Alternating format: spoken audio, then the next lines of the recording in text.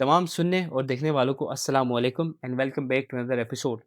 आज हम फिर से गिलित बल्तिस्तान की तारीख, सकाफ़त, कल्चर, रिवायत पे बात करेंगे। और आज हमारे साथ जो मेहमान बैठे हुए हैं, उनकी ख्वाहिश थी कि हम कल्चर से ज़्यादा, हिस्ट्री से ज़्यादा समाजी इश्यूज़ पे बात करें, जिस पे मोस्टली हिस्टोरियंस बात नहीं करते गिलित के। हमारे साथ आज मौजूद थे एडवोकेट वज़ीर शफ़ी साहब। ये प्रोफ़ेशनली तो एक वकील हैं, he is a lawyer, but he is also historian, linguistic है। एंड सबसे ज़्यादा इंटरेस्टिंग बात मुझे जो इनकी लगती है कि he is also an anthropologist, which is really interesting. Sir, welcome to our channel. Thank you बहुत सो मच फॉर बीइंग शुक्रिया, हियर। बहुत बहुत शुक्रिया sir. Thank you so much sir for being here, the honour is ours. हुँ, तो sir, मेरा पहला सवाल आपसे, चूँकि हमने डिस्क्रिप्शन में बता दिया कि हम आज समाजी इश्यूज़ पे ज़्यादा बात करेंगे। सबसे पहला जो हमारा सवाल है, वो आपसे ये है कि जो समाज है, उसको अपने अक़दार के साथ आगे लेके जाने के लिए किन चीज़ों की ज़रूरत होती है? ये सवाल इसलिए भी इम्पोर्टेंट है क्योंकि हमारी कोशिश होती है बहैसियत कौम कि हम एक बेहतरीन नस्ल की परवान दें, और जो हमारी जो ट्रेडिशन है, रवायत है, कल्चर है, उसकी जो मुंतकिली है, वो विद मीनिंग हो, विद कॉन्टेक्स्ट हो और विद विज़डम हो। सर। बहुत शुक्रिया। हमारा आपने आज मौका दिया कि गिलगित-बल्तिस्तान के अपने शहरियों के साथ गो कि हम आजकल बड़े मसाइल, मसाइल, मसाइल कहकर जो ना वो कर रहे हैं, हम हर चीज़ के ऊपर नुक्ताचीनी करते हैं। लेकिन जब तक हम समाज को उनकी जहाँ हम हमारी जो चीज़ें चेंज हुई, उनका इदराक नहीं करेंगे, हमारी बात समझ में नहीं आएगी। राइट।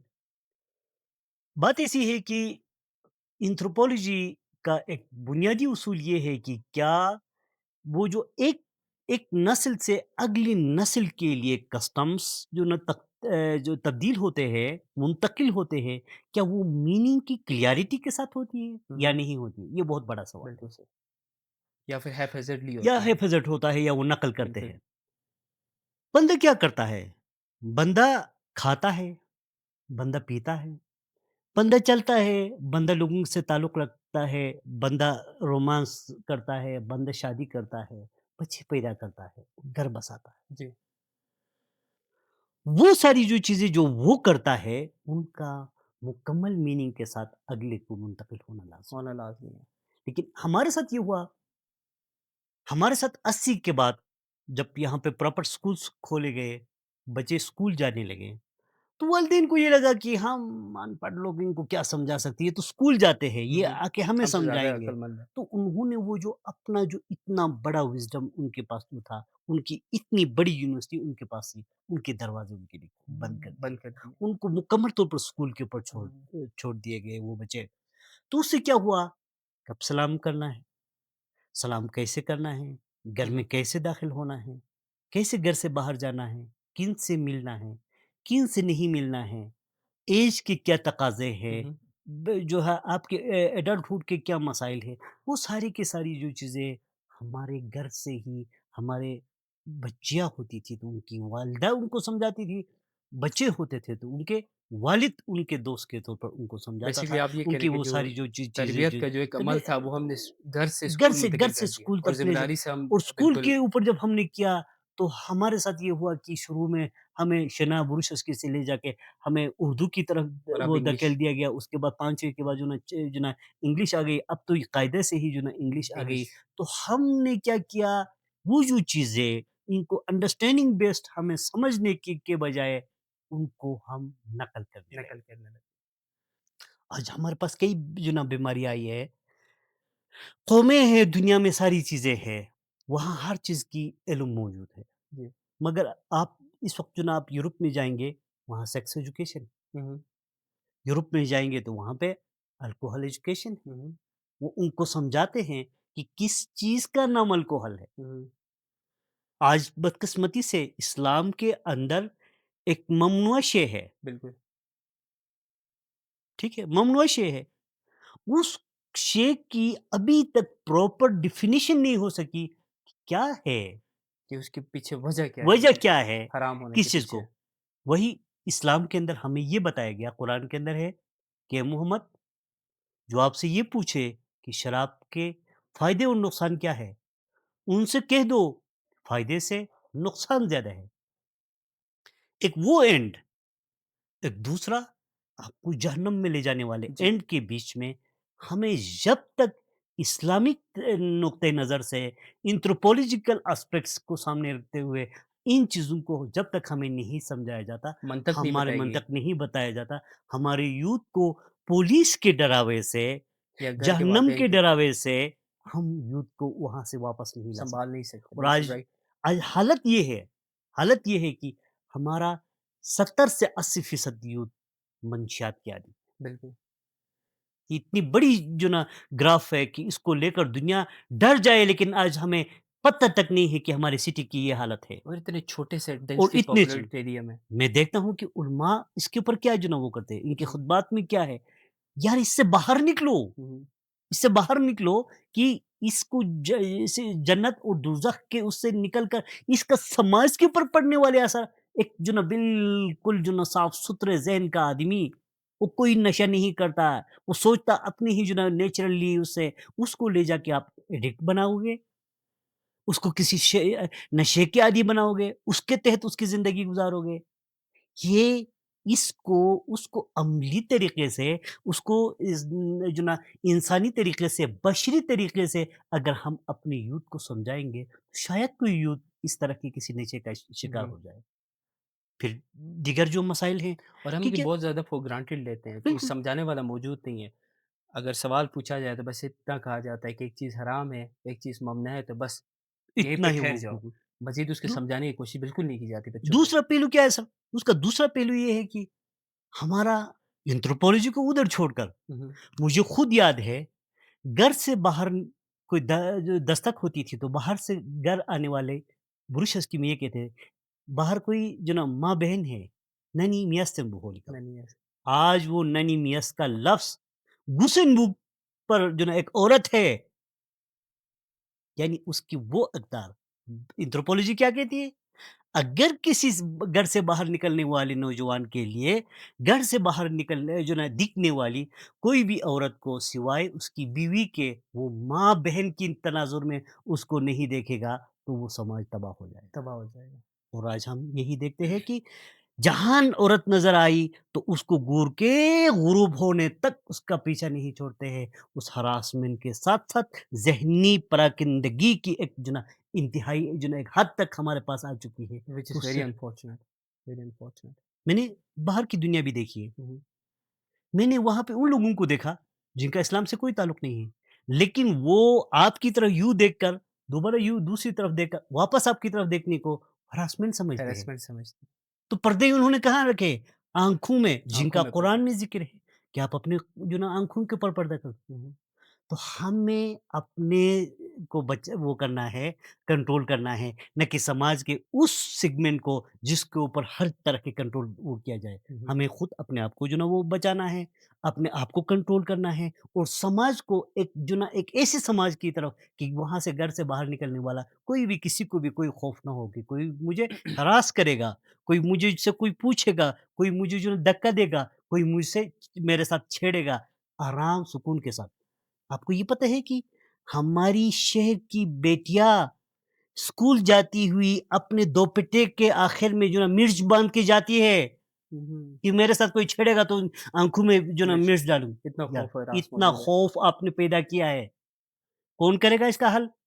इसका हल पुलिस में नहीं है, इसका हल जो ना इनको जो ना खौफ़ज़दा करने में नहीं है, इसका हल अमली तौर पर समाज को इंतहाई बारीकी से इसको समझाने की है कि इस ये जो घर के बाहर जो वो है, कल कोई किसी और की बहन मुझे मिलती है, मेरी बहन वहाँ से किसी और के सामने भी जा सकती है। तो समाज को घर की तरह, घर क्या होता है? 2 किस्म की जो ना वो है जो मकानात है, एक को हाउस कहा जाता है, एक को होम कहा एक जाता को है। होम कहा जाता है। मेरे उस्ताद मोहतरम कहते थे, जस्टिस वजूद्दीन, वो कहते थे कि घर, हाउस और होम में फ़र्क आप जानते हैं? हाउस वो होता है, कुछ पैसों से आप ईंटें बनाएँगे, हुँ, हुँ। ईंटों से दीवार बनाएँगे, दीवार से जो ना इसको जो ना वो हाउस तो बन सकता है, लेकिन वो हाउस तब तक वो घर नहीं बन सकता है जब तक वहाँ एक प्यार, मोहब्बत के साथ रहने वाला ख़ानदान जो अंदर ना जो ना रहे। ये मुआशरे को ये जो बाहर दिखने वाले इनको रोड्स, इनको जो ना वो ब दुकानें इनको इस तरीके से नहीं, इसको एक खूबसूरत शहर, जहाँ पे हर बाहर निकलने वाला खुशी के साथ, सुकून के साथ, बगैर किसी खौफ के बाहर निकले और वहाँ से वापस आए। इस तरह बनाने के लिए पूरी सोसाइटी के हर सेगमेंट का इसके साथ जो ना वो अपना रोल अदा करने की ज़रूरत है और उसको बहुत से खूबसूरत से खूबसूरत तब बन सकता है जब हम हरासमेंट को तर्क करेंगे और हरासमेंट स्टार्ट होती है आँखों से, हरासमेंट स्टार्ट होती है अल्फाज से, हरासमेंट स्टार्ट होती सोच है से। सोच से। अगर इन सोचों को, इन हरकतों को हम अपने यूथ से ये कहें कि जिन बाहर की बहनों को आप तंग करते हैं, आपकी अपनी बहनें भी बाहर जाती, कि कहीं पर्दे में आपकी अपनी बहन ही सामने आ जाए, आप जिसको तंग करने के लिए, तो वहाँ पे आप क्या करेंगे? दूसरी बात, खुदकुशियाँ हो रही है। हुँ, हुँ। मेरे कई जो ना वो व्लॉग्स वगैरह में मैं बता चुका हूँ कि इसके अंदर मेडिकल चीज़ें हैं, हम केमिकल खाते हैं, हमारी जो ना वो आयोडीन वगैरह की वजह से जो ना अच्छा, सेरोटीन इसमें का मैं वो सर होता है। सॉरी मैं आपकी बात काट रहा हूँ। इससे मैं आपकी एक तहरीर भी पढ़ा था, मैं थोड़ा कॉन्टेक्स्ट सर, बना दूँ ना क्वेश्चन के लिए। आप कहते हैं कि 1970s, 1980s, 1990s तक यहाँ पे खुराक भी प्योर था। आयोडीन और जो कीमियाई जो खादे हैं, उनका इस्तेमाल बहुत कम हुआ होता कब था। हुआ? और आप बेसिकली ये जो बीमारियों की जड़ भी आप कहते हैं कि 1990s के बाद शुरू हुई। सर तो सर ये 1990s में ऐसा हुआ क्या? जिसकी वजह से गिलिद-बल्तिस्तान बीमारियों का गढ़ बन चुका है। हम देखते हैं यहाँ पे लंग कैंसर, जिगर का कैंसर, हार्ट के पेशेंट्स बहुत ज़्यादा आने लग गए हैं। ये हमारे पास तो ये 90s में पहुँच गई, लेकिन 60s के बाद दुनिया में जब कहत का जो आलम था, उसका एक ही हल निकाला कि ये यूरिया नाइट्रोफास। यूरिया नाइट्रोफॉस। न यूरिया नाइट्रोफास ने एक तरफ तो ये इतनी सारी बीमारियाँ लाई, लेकिन दूसरी तरफ इसी यूरिया नाइट्रोफास ने दुनिया की कई ज़िंदगियाँ बचाई। हुँ, हुँ। खुराक बढ़ गई, लोगों ने ज़्यादा जो ना वो उनको आमदन मिल गई, इसकी वजह से गंदुम जहाँ पे 1 मन होता था, वहाँ पे 5 मन हासिल किया, ये सारी जो चीज़ें हुई और उसको एनजीओज़ मुख्तलिफ़ इदारों ने लाकर हमें भी जो ना वो कर दिया कि भई अपने फसल को बढ़ाने के लिए आप यूरिया डाल दो, ये कर दो।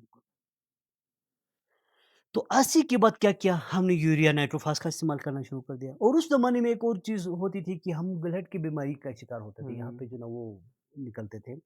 तो उसके साथ-साथ ये हमारे ऊपर स्टडी करने के बाद ये लोगों ने जो ना आयोडीन की वो कमी है। हाँ, वो डिटरमाइन किया था कि हमारे जिस्म के अंदर चूँकि हमारे खुराक हमारे जो ज़मीन है, उसके अंदर आयोडीन की इतनी मिकदार नहीं है, जो डॉन में है, इतनी नहीं है, नहीं है, कम होने की वजह से हमारे फसलों के अंदर आयोडीन की मिकदार कम है कम और है। उसकी वजह से हम थायरॉइड जो के ना इश्यूज़ आ रहे थायरॉइड हैं। के इश्यूज़ है लेकर हमें इस तरीके से ट्रीट किया जाता रहा और कंपल्सरी हमें नमक खिलाना शुरू किया हुँ, हुँ। आयोडीन के साथ में। हम और पंजाब के खुराक में इतना डिफरेंस है कि वहाँ एक छोटी-सी प्लेट में एक उसके साथ जो ना क्यों उसमें तेल ज़्यादा हुँ, होता हुँ। है और जो ना मखसूस छोटा-सा जो ना उसके अंदर उसका पेट भर जाता है।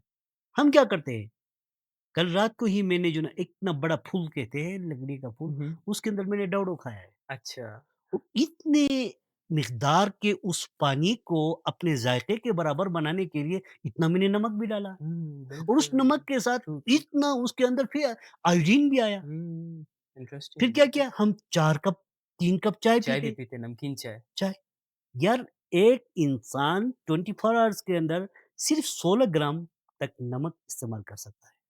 16 ग्राम, राइट। हम 16 के 4 से ज़रब देकर हम इस्तेमाल करते हैं हुँ, और उसके साथ-साथ हम आयोडीन भी इस्तेमाल करते हुँ, हैं। हुँ। तो आयोडीन की एक छोटी-सी मिकदार हमें जो चाहिए थी उस वक़्त, जब हमारी खुराक अपनी थी।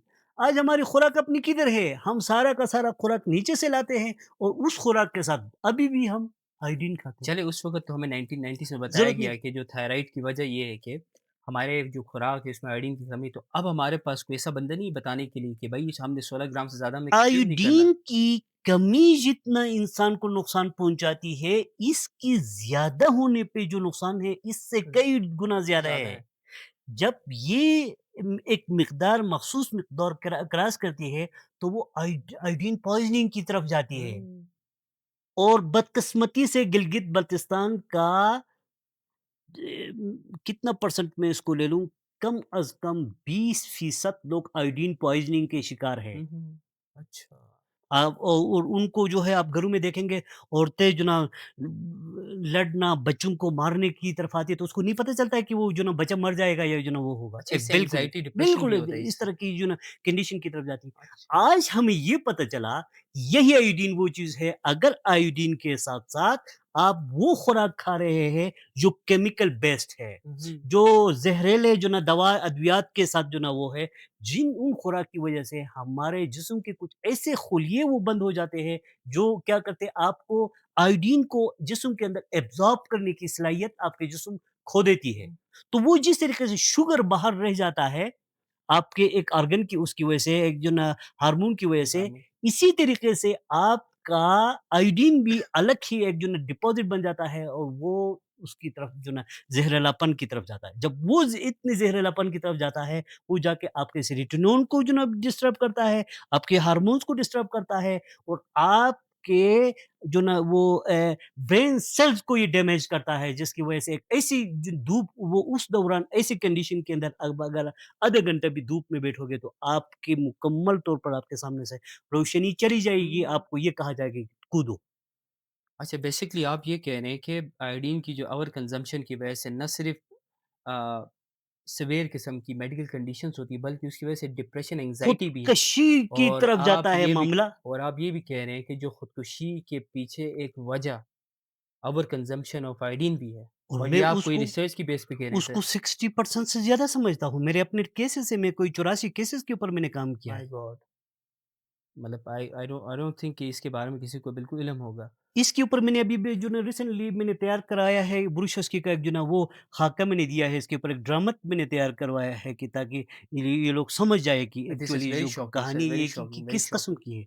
और आज हम जो ना वो होटलों के जो ना वो बड़े बड़े होटलों में बैठकर प्रोग्राम्स करते हैं, एक साइकोलॉजिस्ट आता है, एक उधर से जो ना मेडिकल डॉक्टर आता है, एक उधर आता है, वो आखिर में जाके उन मेंटल डिसीज़ के ऊपर काम करते हैं जो खुदकशी की तरफ जाती है, वो उनकी 5% भी नहीं होती है। हुँ। पागलों की 5% से भी कम वो केसेस होती है जो जिनके अंदर ये वो होते हैं कि वो बस या आपको ख़त्म कर दे या किसी और को ख़त्म कर दे। वो उनको ज़हन में रखें, ये वो केसेस नहीं है। अच्छा। ये वो केसेस नहीं है, ये आपके अपने पैदा करदा है, हुँ, ये हुँ। आपकी जो ना फूड की वजह से है और इसकी वजह से आपने अपने जो ना लोगों के ब्रेन सेल्स जो ना डैमेज कर दिए हैं, उनके अंदर इनके जो ना सेरोटोनिन को आपने जो ना वो कर दिया, इनके थायराइड्स को आपने जो ना डिस्टर्ब किया हुआ है और उनकी वजह से जब तक थायराइड्स की जो ना इस तरीके से इन कंडीशन में चली जाती है, तो फिर उसके बाद कोलेस्ट्रॉल नहीं तो वगैरह सर जो ना हमारे से यहाँ जो इतनी जो सुस्त चीज़ें। हमारे यहाँ इतनी सुस्त बनी कब आई? फॉर एग्ज़ाम्पल मैं जब पढ़ रहा था तो मुझे कुछ बड़ी इंटरेस्टिंग इन्फॉर्मेशंस मिली कि 1970s में गीज़र में, कशरोड में, इन एरियाज़ में बाकायदा चावल की काश्त हुआ करती थी, जी, व्हीट की काश्त हुआ करती थी। और आज का दौर ये है कि इस वक़्त एज़ ऑफ नाउ 80% जो स्टेपल फूड है, वो हम पाकिस्तान मेनली इन पाकिस्तान से इम्पोर्ट करवाते हैं यहाँ पे। और व्हीट तो आपको पता है, यूक्रेन की हम व्हीट खाते हैं। तो ऐसा क्यों हुआ कि हमारे अंदर इतनी सुस्तपनी, इतनी लेज़ी हम क्यों हो गए कि हमने मेहनत मशक्कत करना छोड़ दिया और खुद अपना जो होम ग्रोन फूड है, स्टेपल फूड्स है, उनको उगाना ही छोड़ दिया हमने। सर होता ऐसा है कि आपकी सोशियोलॉजी, आपकी एंथ्रोपोलॉजी ये बताती है कि एक आदमी लिखने की कोशिश करता है। हुँ, हुँ। तो वो क्या करता है, एक मुर्गी के उससे पर से लिखने की कोशिश करता है। आगे जाके वो थोड़ा-सा उसको मज़ीद बेहतर करने के लिए उसके हाथ में कोई तेज़ धार वो आ जाता है, तो वो कलम बनाने की कोशिश करता है लकड़ी का। फिर वहाँ से आगे वो क्या करता है, वो जो है फ्रू फुरु, का फुरु, कलम फुरु, फुरु। बनाता है।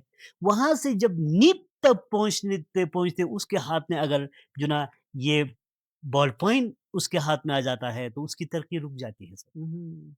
हुआ ये कि हमने डिमांड करके गवर्नमेंट ऑफ पाकिस्तान के ऊपर फ़ोर्स किया कि भई आप हमें गंदुम सब्सिडाइज़ पे दे दो। हुँ, हुँ। आज गंदुम की रेट ₹120 है और आप गवर्नमेंट से ₹22 पे गंदुम लेते हैं, तो कौन काम करेगा? ज़ाहिर-सी बात है। आपका ट्रैक्टर का खर्चा, थ्रेशिंग का, हल चलाने का, वो सारा कुछ करके अपनी मेहनत को करके आखिर में इस ₹22 के हिसाब से तो कुछ भी नहीं बचता है। क्योंकि आपके पास जो अवेलेबल जो ना वो गंदुम वो होता है, वो इतने का होता है। लोगों ने मेहनत खत्म कर दी।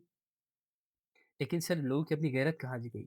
सर हम कशकोल लेके फिरते हैं मुख्तलिफ ममालिक के लिए कि भाई हमें सब्सिडाइज़ गंदम दी जाए और सर उस वो गंदम का भी एकदम हाल आप नहीं देखते होता हैं है, वो इतनी आहिस्ता-आहिस्ता जब लोवेस्ट आप क्वालिटी अपनी ऑफ व्हीट हमें ज़रूरियात मिलती है। ज़रूरियात के तहत जब उनको जो ना इधर मामूली नौकरी से ये सारी जो ना गंदम मिल जाती है, तो क्यों मेहनत करेंगे? मैं जो 20 करोड़ रुपए इनको दे 20 अरब रुपए जो देते हैं, इनको गवर्नमेंट ऑफ पाकिस्तान गिलगित-बल्तिस्तान को देते हैं, वो मुझे दे दे। मैं 5 साल के अंदर पंजाब को गंदम दूँगा गिलगित-बल्तिस्तान हाँ, से। माशाअल्लाह। मतलब इतनी ज़रख़ेज़ है मुझे हमारी ज़मीन। मुझे उधर से गंदम की ज़रूरत नहीं है, मुझे यहाँ पे अनाज सारा चाहिए। हुँ, हुँ। मुझे यहाँ पे जो ना वो जो ना लो उसकी कोलेस्ट्रॉल की जो जो जितनी भी जो चीज़ें हैं, जिसके अंदर जो है बराव है, जिसके अंदर जो ना जौ है, जिसके अंदर मुकक है, जिसके अंदर गरक है, जिसके अंदर ये जितनी भी जो चीज़ें हैं, इनको यहाँ अपनी ज़मीन के अंदर आपके सारे के सारे नाले बंद हो गए, वहाँ पे आपने काश्तकारी ख़त्म कर दी। हुँ, हुँ।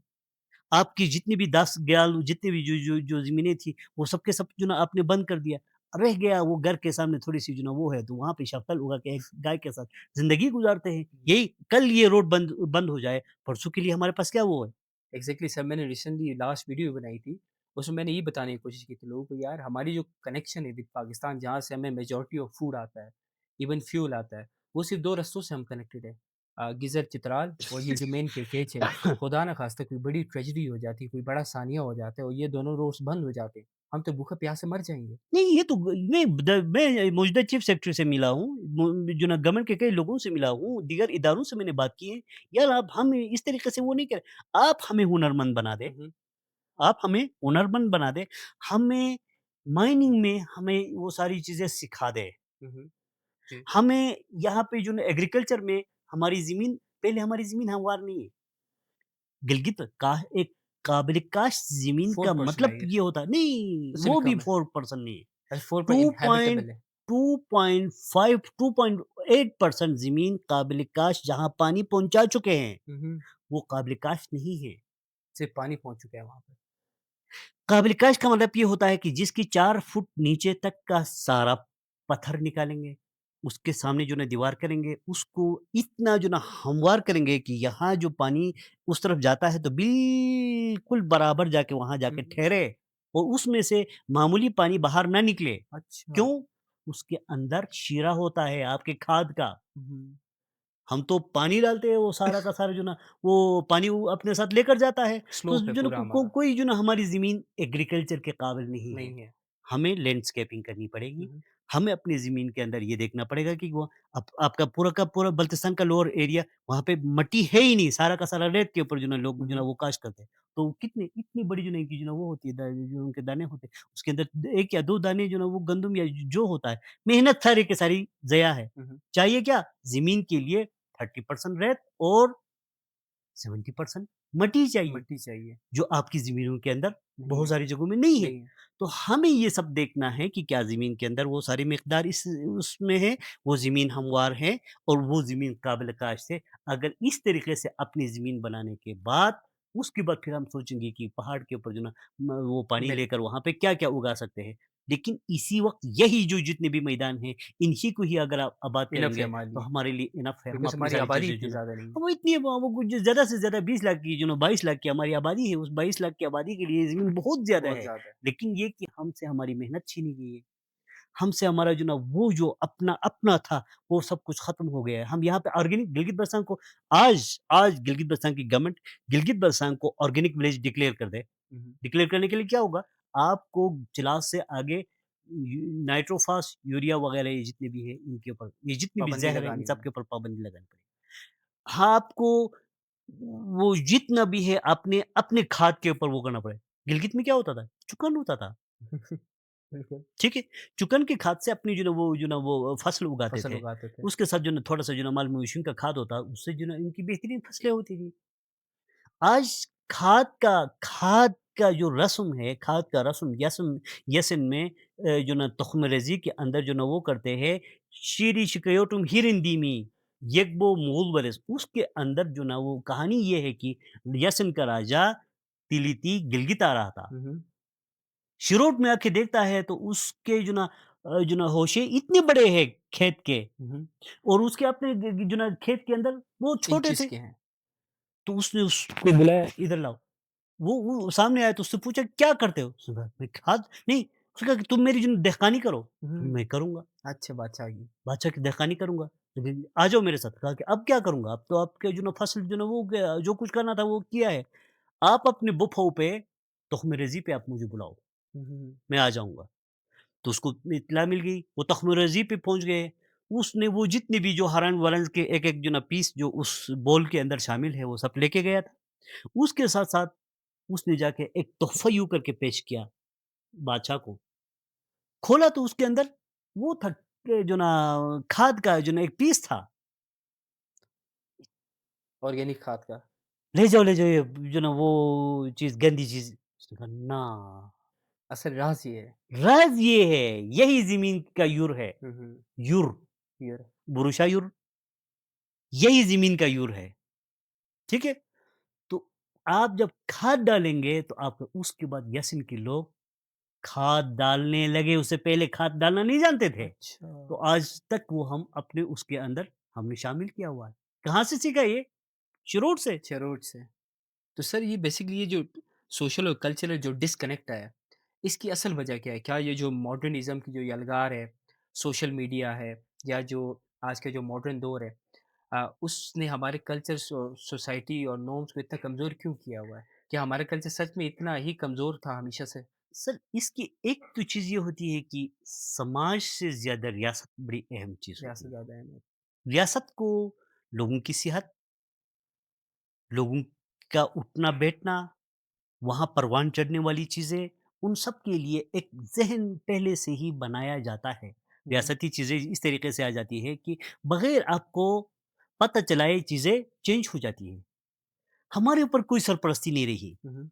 हम एग्ज़ेक्टिव गवर्नमेंट के अंदर थे, चीफ़ सेक्रेटरी, चीफ़ कमिश्नर वग़ैरह करते थे, उसके बाद ये असेंबली वग़ैरह आई तो और उस ज़नों में। वक़्त से लेकर जो ना हम नकल करते हुए इन चीज़ों को जो पंजाब में है, उनको यहाँ पर रेप्लिकेट करते हुँ, हुए हम लेके आ रहे हैं।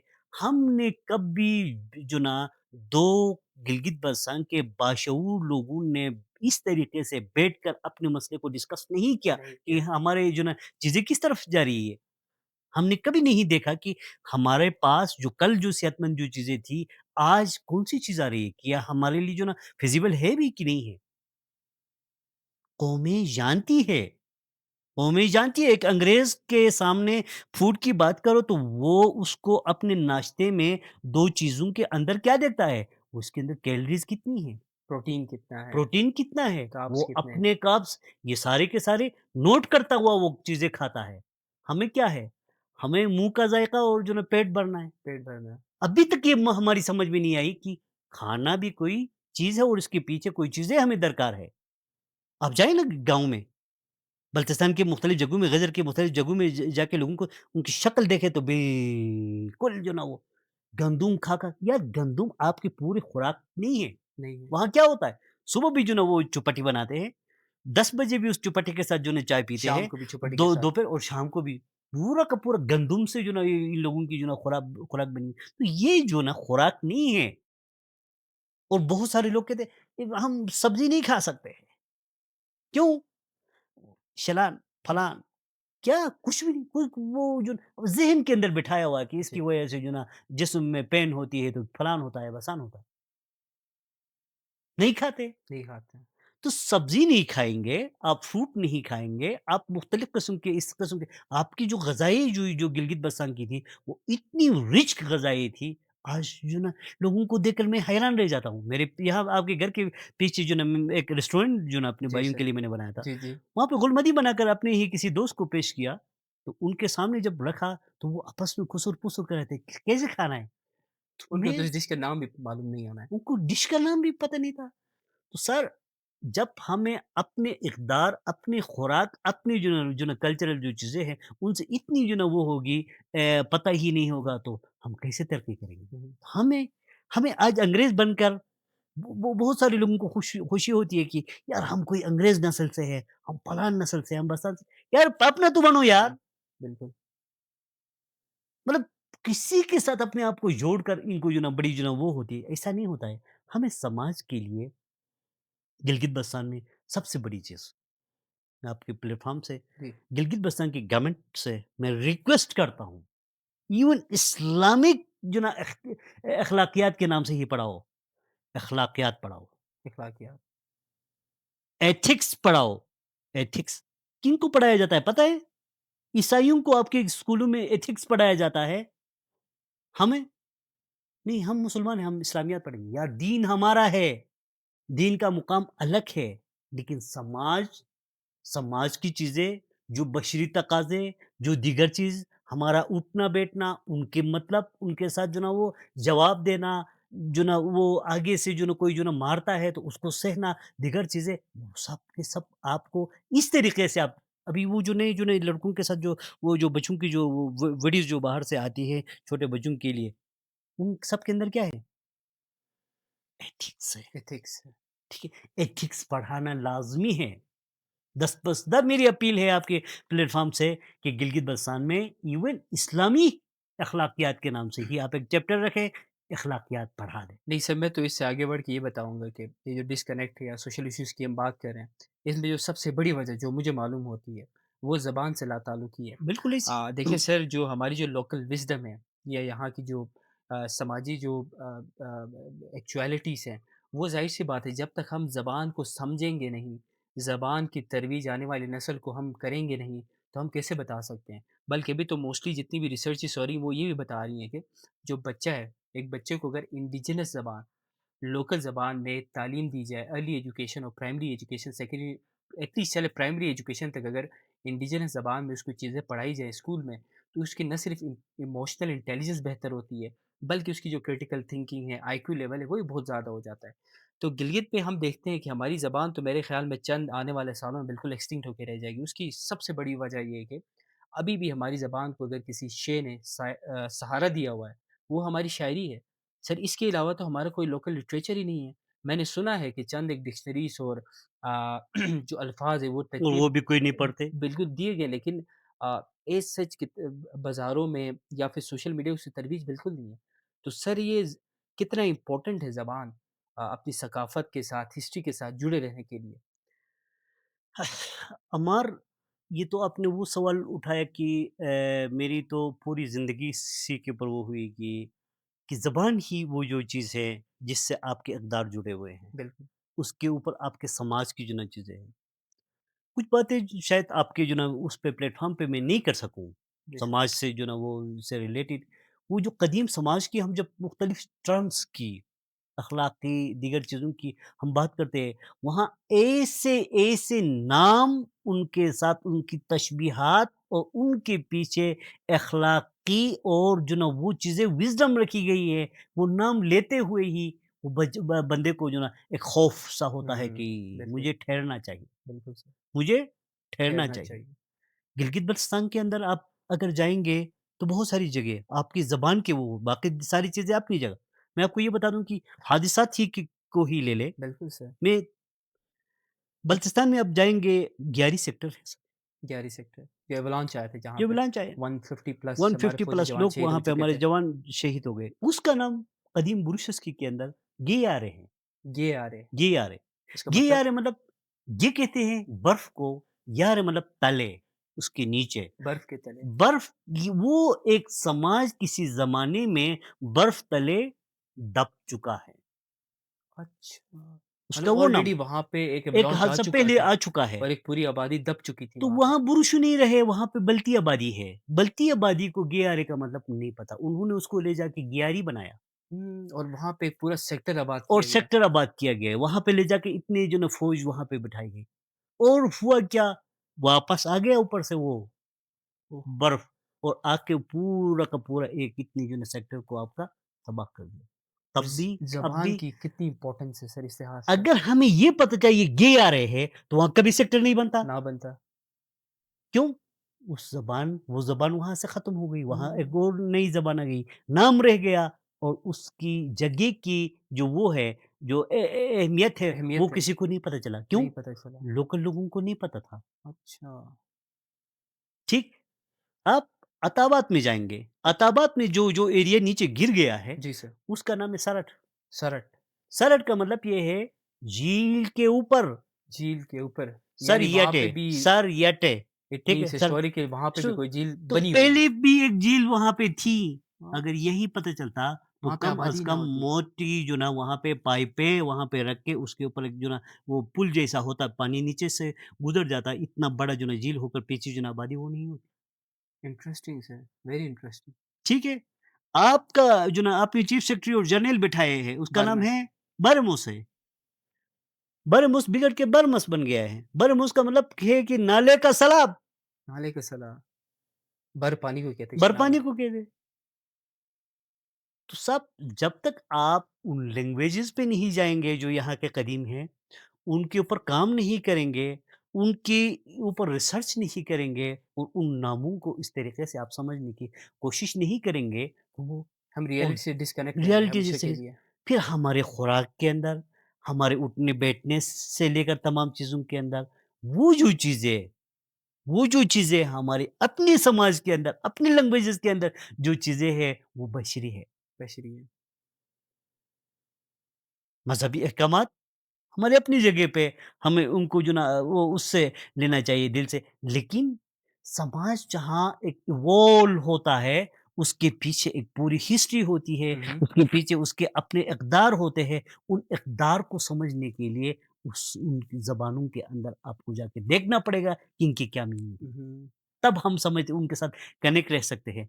अदरवाइज़ जो आज की जो बीमारियाँ हैं, जो आज की जो मसाइल हैं, उन सब का ये है कि हम अपने समाज के साथ, अपने इक़दार के साथ, अपने वैल्यूज़ जो है, हम उनसे कट चुके कट हैं। चुके हैं। हम एक मॉडर्न ब जो ना बाहर निकल कर कोई जो ना क्रिकेटर बनकर कोशिश करता है, कोई जो ना अब इमरान खान साहब हमारे जो ना वज़ीर-ए-आज़म रहे हैं, सारी चीज़ें हैं। मैं आजकल कुछ ऐसी नौजवानों को देखता हूँ उसके हमशक्ल बनने के लिए उस तरह की चीज़ें करके कहीं पे बात भी करते हैं, दीगर चीज़ें भी करते हैं। मतलब किसी के साथ अपने आप को जो वो होता क्या है सर, वो आइडेंटिटी क्राइसिस होती है। Identity crisis, right. जब आप आइडेंटिटी क्राइसिस से गुज़रते हैं, तो आपको अपने अंदर अपनी कोई जो ना वो चीज़, हीरा नज़र नहीं आता है। हम किसी और की तरफ जो ना उनकी तरफ बनकर अपने आप को जो ना वो करने की कोशिश करते हैं। इसने हमें तबाह कर दिया है। आइडिया। आपके आप देखें कि 10% नाम जो आपके हैं, फ़िल्मी हीरोज़ के हैं, गिलगित बलसांग के हमारे, जी सर। क्रिकेटर्स के हैं, दीगर उन लोगों के हैं। वो उनके उन जो ना उनसे जो ना बड़ा वो होकर अपने बच्चों के नाम भी इसी तरीके से। वो मैं वाहिद आदमी हूँ शायद गिलगित बलसांग के, कोई 250 से 300 नाम मैंने रखवाए, ब्रूचेज़ के अंदर है सर। अच्छा। यही नाम है, सर कुछ यही नाम आप इस्लामी बता नाम। सकते हैं, कुछ नाम? मेरे बड़े बड़े बेटे का नाम दुस्तम है। दोस्तम, दोस्तम नहीं, दुस्तम। दोस्तम, दुस्तम कहते हैं सुलझा हुआ, ठहरा सुलझा हुआ, हुआ। रुस्तम वज़ीर, और ये ब्रुशेस की कवर है। मुर्शिद की तरह। वही नाम अगर हम किसी बच्ची के लिए कहते हैं, बसुम, बसुम, ठहरी हुई। ठहरी हुई।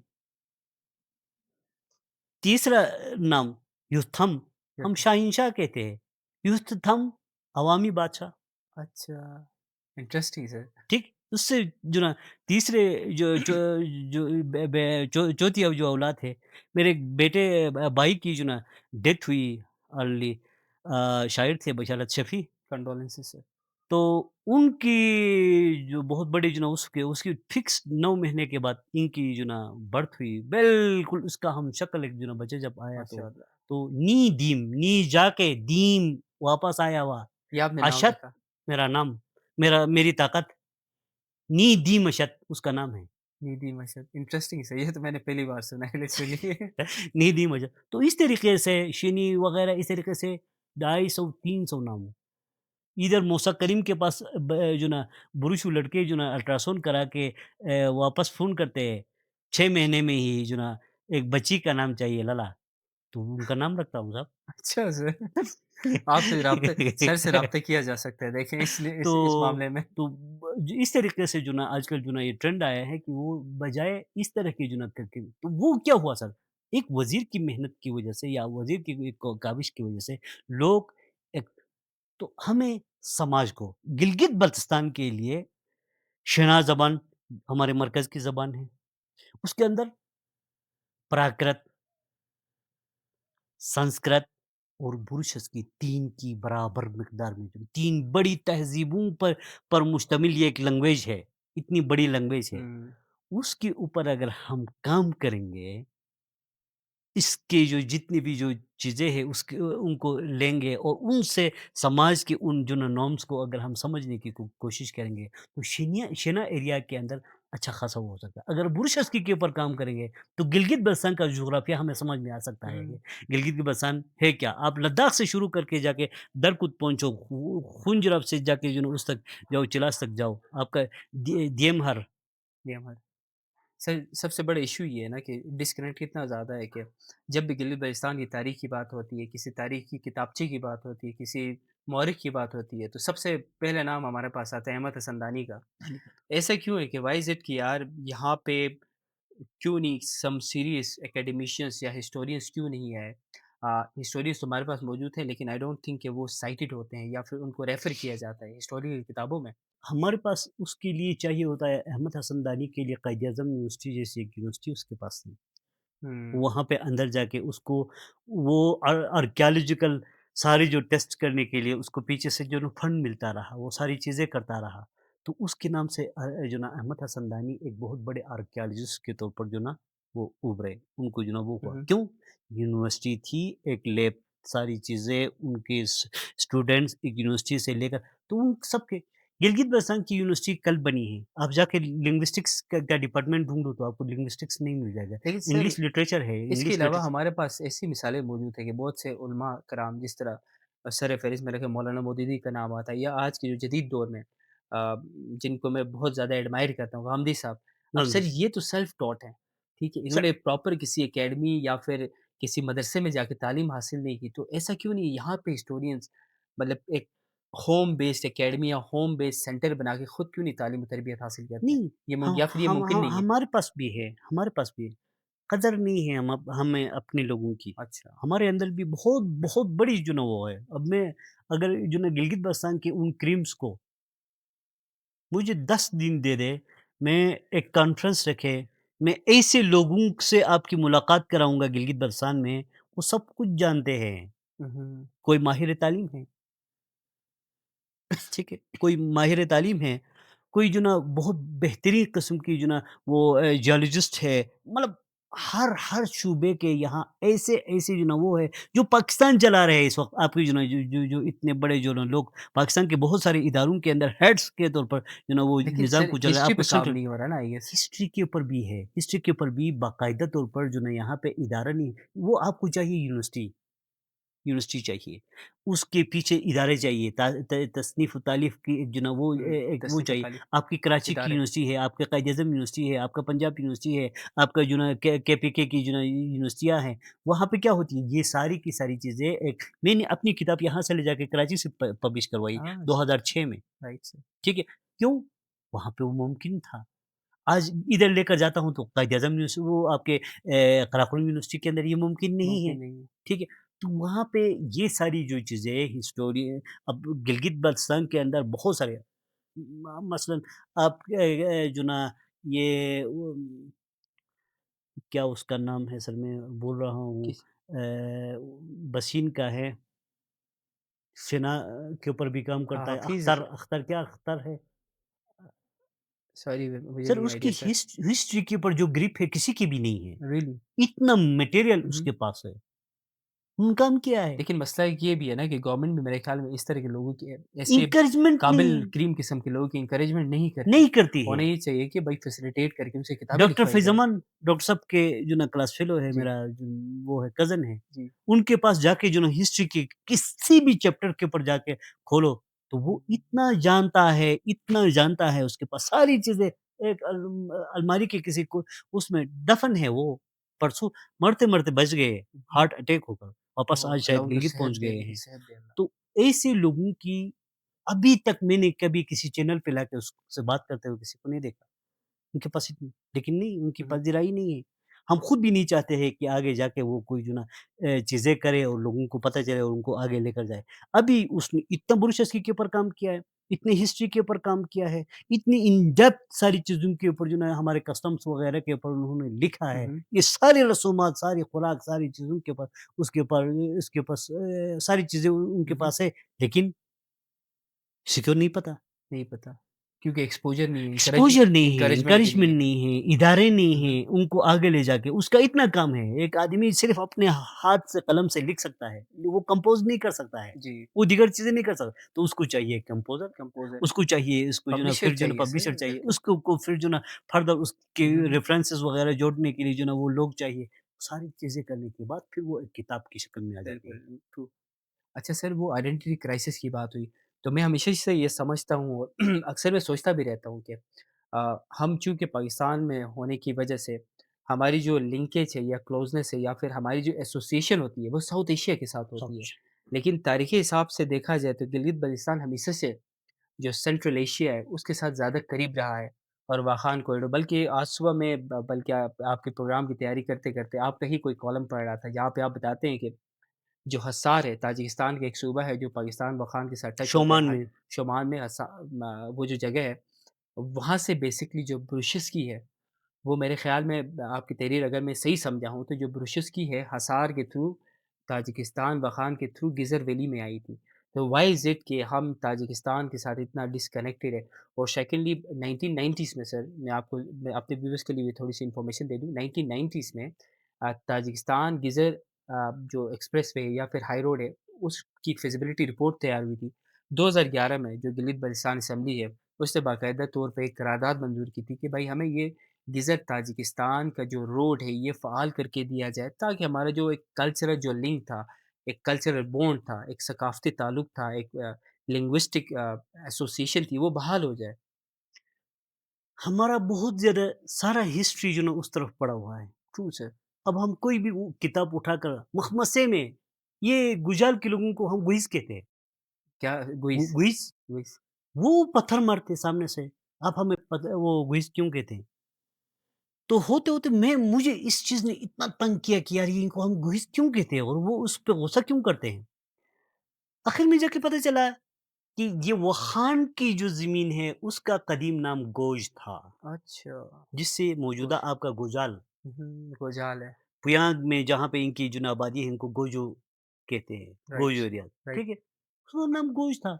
तो यसिन वाले जो गोज से आए हुए बंदे को क्या कहेंगे गोजीट्स, गोजीत्स, गीश्तित्स, पुयालित्स, प्यालेस, यासिनित्स, इत्स लगाते हैं इत्स उसके आखिर में। लगाते हैं। तो वहाँ पे ये हुआ, वक़्त के गुज़रने के साथ-साथ वो गुइस जो है, गोजिस जो है बिगड़ कर गुइस बन गया। हुँ, ये वहाँ से खत्म हो गया। खत्म हो गया। तो उसकी वजह से वो उस नाम को अपने साथ लगाने के लिए तैयार तैयार नहीं है, नहीं है। नहीं है। ठीक? आपकी जो ना जो किले हिसार शोमान की बात की, जी, 3000 कब्ल मसीह या 3000 साल जो ना पहले 3000 साल पहले सेंट्रल एशिया में अरबों और फारसियों के आने से पहले फारसियों और अरबियों के आने आने से से पहले पहले सेंट्रल एशिया की लिंगुआ फ्रैंका आपकी बुरशस की थी। सेंट्रल एशिया की चीफ लिंगुआ फ्रैंका आपकी बुरशस की ओह! थी। देख स वहाँ और ये एरिया कोई सेंट्रल एशिया से अलग नहीं था। नहीं था, बिल्कुल सही। ज़ांगज़ुंग रियासत की बात करो, उसमें भी सेंट्रल एशिया का आधा हिस्सा है, हुँ, तिब्बत का आधा हिस्सा है, गिलगित-बल्तिस्तान उसके अंदर है। बिल्कुल सही। तो हम कोई जो ना हिंदुस्तान का कभी हिस्सा हिस्सा नहीं नहीं रहे, रहे। नहीं रहे। लेकिन बाद में जब जो ना ये जो ना लकीरें खींची गई, तो हम बजाय सेंट्रल एशिया के साउथ एशिया में साउथ ज़ाहिर एशिया होने में आ लगे। गए हम साउथ एशिया के साथ हमारा और एक जो ना इतनी कोई बड़ी रिलेटिव कल्चर नहीं है। हेरिटेज खत्म हो गई सर। बहुत सारी चीज़ और अब अभी भी तो Yasin sir as of now भी कोई ऐसे एक्सेसिबल रूट मौजूद ही नहीं है। बुरशु बुरशु लोगों को ताजिक जो लोग कहते हैं, बुर्शगुम कहते हैं, बेशक बुर्शगुम। वो बुर्शगुम का बी डब्ल्यू में चेंज हुआ है। बुर्शगुम कहते हैं। बुर्शगुम की कोई मीनिंग नहीं है। बाद में जाके हम किसी तरीके से दोस्तों के ज़रिए सेंट्रल एशिया से वो कुछ किताबें लाई तो उसके अंदर वो बुर्शगुम नहीं था, वो बुर्शगुम था। हुँ, यानी गुम उनके रहने की जगह जिस तरीके से कलशगुम है, जी, कलशगुम कलश क्लास कलाश लोगों की जो ना रहने की जगह, इसी तरीके से बुरुश रहने लोगों के रहने की जगह फ़ारसी उसको बुरुशगुम कहते थे। राइट। उनके बिला और उनके रहने की हुँ, जगह। हुँ, जी, तो हम जब तक इस दरवाज़े को इल्मी लिहाज़ से, इस दरवाज़े को तिजारती लिहाज़ से, इस द द द उसको उधर से नहीं खोलेंगे, हम इस तहज़ीब को उस तरीक़े से बिल्कुल, वो करने मुमकिन ही न न नहीं है, मुमकिन ही नहीं है, मुमकिन ही नहीं है, मुमकिन ही नहीं है। मुमकिन ही नहीं है। हमें ये दरवाज़ा चाहिए और सेंट्रल एशिया के साथ हमारा ताल्लुक और जिस तरीक़े से हम जो ना पिछले जो ना अब आपके ज़्यादातर जो ना वो यसन में आप जाएँगे, तो हमारे कोई 70 के करीब जो ना वो है, मुख्तलिफ़ किस्म के हैन हैं। उनमें बहुत सारे काबुल साउथ में हम डांस करते हैं। अच्छा, काबुल, हाँ, हम बक्शवर पे करते हैं। बक्शू क्या है पता है? नो सर, बक्शू बख्श ये जो क्या कहते हैं शमन शमन लोगों की एक जो ना जी, वो जी, होती थी। जो सॉन्ग सो गाते हैं, वो सॉन्ग गाना गाते हैं। उनकी अच्छा, उसमें अच्छा हम क्या क्या कहते हैं कबुल साउस अल्गानिवर, अफ़गानी अल्गानी कहते हैं यासिन हुँ, वाले हुँ। उसको। अल्गानिवर, अफ़गानी जो ना उसपे हम डांस करते हैं। मतलब सेंट्रल एशिया, यानी अफ़गानिस्तान, पर्शिया का आपके इन्फ्लुएंस हमारे में मौजूद है। दनी को उठाकर ज़्यादातर जो ना हैंड सारे उधर से आए हुए, हुँ, सेंट्रल एशिया से आए हुए। हुँ, हुँ। हमने कोई तिब्बत और से नहीं मेरे लाया, ख्याल में हमने इधर सर से उससे फूड फूड भी बहुत आपकी ज़्यादा फूड भी और जो बहुत घर ज़्यादा का जो आपका स्ट्रक्चर्स है, घर के स्ट्रक्चर्स, आपके कुरुत है, ज़रूरत है। आपकी यसन का जो घर है आप जो ना उसमें गुलबशीर हाउस बरकल्ती उसको लेकर उज़्बेकिस्तान जाओ, तो सेम है सेम ही स्ट्रक्चर, है, कोई जो ना फ़र्क नहीं सेम ही पड़ता। है। तो वो जो जितनी भी जो चीज़ें थी, वो वहाँ से थी। लेकिन वो लोग जो है आज वो मौसम से जो ना सेफ है। गिलगित-बल्तिस्तान की सबसे बड़ी दुश्मन क्या है? सबसे मौसम बड़ा दुश्मन मौसम, हमारा लोगों का मौसम। बिल्कुल। हम ठंड, गरम, जब तक ठंड, गरम इनसे हम अपने आप को नहीं बचाएँगे, उसके लिए आपको सेंट्रल एशिया की तरफ देखना पड़ेगा। जी, वहाँ पे उन्होंने किस तरीके से अपने आप को बचाया है? तो वो गारे से, वो जो ना बकरियों के ऊन से, वो जो ना उससे क्या कहते हैं, उसके अंदर फटोर का जो ना रस से, इन सारी चीज़ों को मिलाकर वो प्लास्टर करते थे और उससे जो ना वो घर बनाते थे।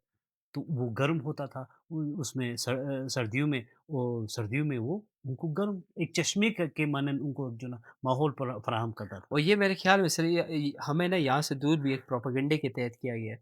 एक इकोनॉमिस्ट है और पब्लिक पॉलिसी एक्सपर्ट हैं, जेफरी सेक, मतलब those people who are into economy and जो रेगुलरली करंट अफेयर्स को फॉलो करते हैं, they know how big a name Jeffrey Sachs is. उनका ये आर्गुमेंट है सर कि जो ग्रेट गेम की एक कहानी बनाई गई थी, हवा बनाई गई थी, कि जो रशियन जो तज़ार थे, उनके बेसिकली कोई उनके माइंड में ऐसी चीज़ ही नहीं थी कि हमने सेंट्रल एशिया के थ्रू गिलित बल्तिस्तान आना है और वहाँ से हमने इंडियन जो सबकॉन्टिनेंट जो उस वक़्त ब्रिटिश के ज़ेर असर होता था वहाँ पे आना है।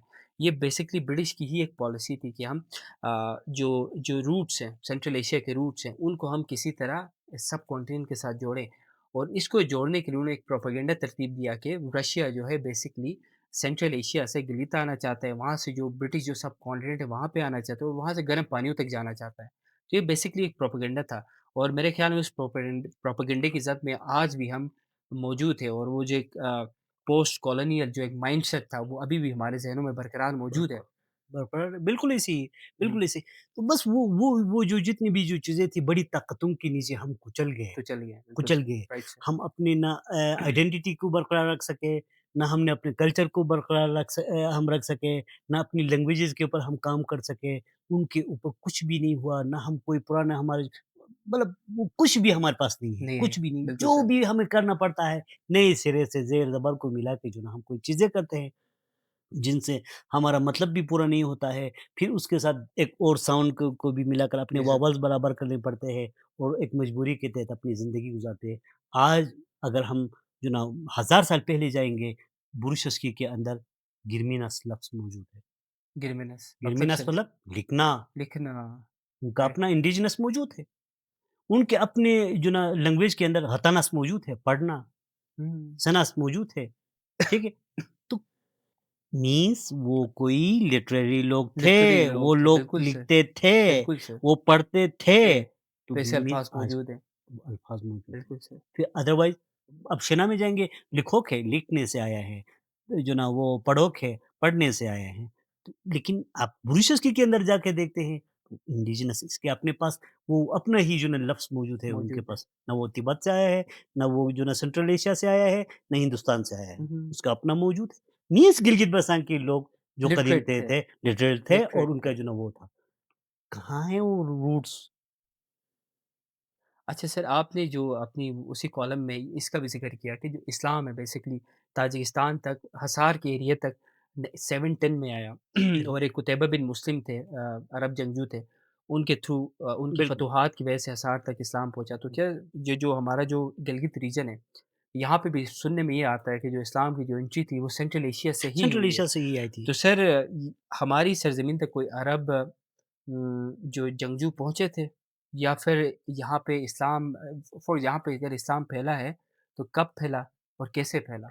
वो वो उस वक़्त जो ना वो सेंट्रल एशिया से जो ना वो इस्माइली पीर्स थे, हुँ, हुँ। उनके थ्रू यासीन यहाँ पे यासीन से चित्राल, चित्राल हुँ, से हुँ। यासीन इस तरीके से आके यहाँ पे आया था। बाद में कश्मीर के थ्रू जो है सुन्नी हमारे इस्लाम आया, लोग जो सुन्नी इस्लाम से जो ना वो लोग आए, शिया इस्लाम आए शिया, उसके बाद, फिर उसके बाद जो ना सुन्नी इस्लाम के लोग राइट आए सर। हैं। तो ये जो ना कश्मीर से जो रास्ता आया था, ये उसके सुन्नी और थ्रू शिया ये जो इस्लाम शिया आया इस्लाम आया था। और ये तो इस सेंट्रल रास्ते एशिया से से आया था, वहाँ से इस्माइली अच्छा सर इस्लाम आया। ब्रूशो लोग जो है वो अपने आप को अलेक्जेंडर के नहीं, नहीं, वो सारे वो वो से झूठे असल में वो मैंने पहले कहा ना आइडेंटिटी क्राइसिस और जो जो बाकी लोग जो अपने आप को किसी सेंट्रल को किसी के साथ एशियन समझ जोड़ने के लिए जो चीज़ें करते हैं, कोई हमें प्रूफ़ नहीं मिले अपनी होने यूनिक जाता। आइडेंटिटी होनी फिर चाहिए सर, उनकी जो ना बिल्कुल। वो डीएनएज़ कराए गए, वो डीएनएज़ भी उनके साथ नहीं मिले। वो आखिर में जाके हम नहीं, नहीं करना चाहिए। नहीं करना चाहिए। हमें अपनी यूनिक स्मूथली आइडेंटिटी सब को चीज़ें बढ़ावा अपनी देना जो ना चाहिए। अपना जो ना वो कर दे। ये आज का दौर वो नहीं है यार। हम जो ना उसके ऊपर जो ना आज अगर है भी कोई तो क्या 40,000 कौन-सी बड़ी रुपए बात है खर्चा सर? करो चाइना में जो ना अपना सिंपल भेजो, कल नहीं आपको सर, को जो फिर ना वो वही आ बात है जाएगा। ना अगर ब्रूशो लोग अगर अलेक्जेंडर द ग्रेट की एंसेस्ट्री से हैं भी तो फिर क्या? So what? नहीं, मुझे मेरा अगर खून में जाके क कैलाश कैलाश को बहुत ज़्यादा जो ना वो मानते हैं ना, हुँ, हुँ। अगर मेरे खून के अंदर कैलाश खून अगर वो हुआ तो मैं तवाफ़ करूँगा। बिल्कुल, कोई मुझे बु जो ना बिल्कुल सर। बुराई नहीं थे यार मेरा हुँ, दादा हुँ। वो था, वो फैक्ट वही है, तो मैं क्या बिल्कुल, चेंज कर सकता चेंज कर हूँ? सकता हूँ। मेरा दादा अब्दुर्रहमान नहीं दमसिंह है, दमसिंह ही मेरा दादा है, बिल्कुल अब्दुर्रहमान सर, अपना दादा नहीं बना सकता बिल्कुल, हूँ। बिल्कुल सर। ठीक है? वो जो कुछ था उसी तरीके से अपनी ज़िंदगी, उनकी हिस्ट्री, उनका क़यामत, उनकी सारी जो चीज़ें वो उनके साथ है, मेरा मेरे साथ है। बिल्कुल, लेकिन मेरे जो ना उसमें मेरे अंदर जो खून है, वो उसका खून है, वो मेरी आइडेंटिटी राइट है। सर। वो इन चीज़ों को समझने की ज़रूरत है। उसको चेंज करके आज अपने आप को किसी और रास्ते की तरफ ले जाऊँगा, कल किसी और रास्ते की तरफ ले जाऊँगा। भटक तो जाऊँगा लेकिन हमें मुझे रास्ता तो नहीं मिल नहीं जाएगा। स्टिल देखें ना सर ठीक है हम जितनी भी कोई बड़ी जंगजू कौमों का हिस्सा रहे हों, आज की तारीख और आज के हक़ाइक़ और de facto फैक्ट्स यही हैं कि हम एक महकूम कौम है और एक ऐसी कौम है जो बिल्कुल बेतरतीब फिर रहे हैं और अनफॉर्चुनेटली मेरे ख़्याल में आने वाले कुछ जनरेशन में हमारी ज़बान, हमारा कल्चर बिल्कुल एक्सटिंक्ट हो जाएगा। मेरी ये सोच है। अभी मेरे ज़हन में सर एक सवाल आ रहा था ऑफ द टॉपिक ये जो हम शाटी कहते हैं जिसे शाटी जो हम अपनी गिलगिती जो रवायती टोपी खोई के साथ पहनते हैं। ये शाटी सर बेसिकली मोर कपर होता है, राइट? नूर कपूर। सर मोर कपल तो इस एरिया में मैंने तो आज तक कोई मोर देखा नहीं है, तो ये शाटी की रवायत कहाँ से आई है सर? इस पे अगर ये भी बहुत बात की है। बात की है। ये बात की है, ये कोई हमारे लाज़मी कल्चर बात है नहीं, सर शाटी क्योंकि मोर वगैरह तो का जो यहाँ ना पे हमारे एग्ज़िस्ट ही नहीं उसमें करते इस ये एरिया बात में। की है, बहुत बात की। गंबुरी एक लफ्ज़ है गंबुरी, मॉरिशस के में जो उसको कहते हैं गंबुरी, वो ख्वार में भी जाके उसी मीनिंग के अंदर है। गंबुरी कहते हैं ताज, ताज, ताज को कंबुरी। गंबुरी कहते हैं। तो वो ख्वार वाले कहते हैं कि ए मबुसुनु कुरुई गुलाब त शुंखी मुचे त गंबुरी दो। मैं आपको सूँघूँगा भी और आपको गंबुरी दूँगा। हुँ, आपको के अपने सर के ऊपर ताज के तौर पर मैं रखूँगा।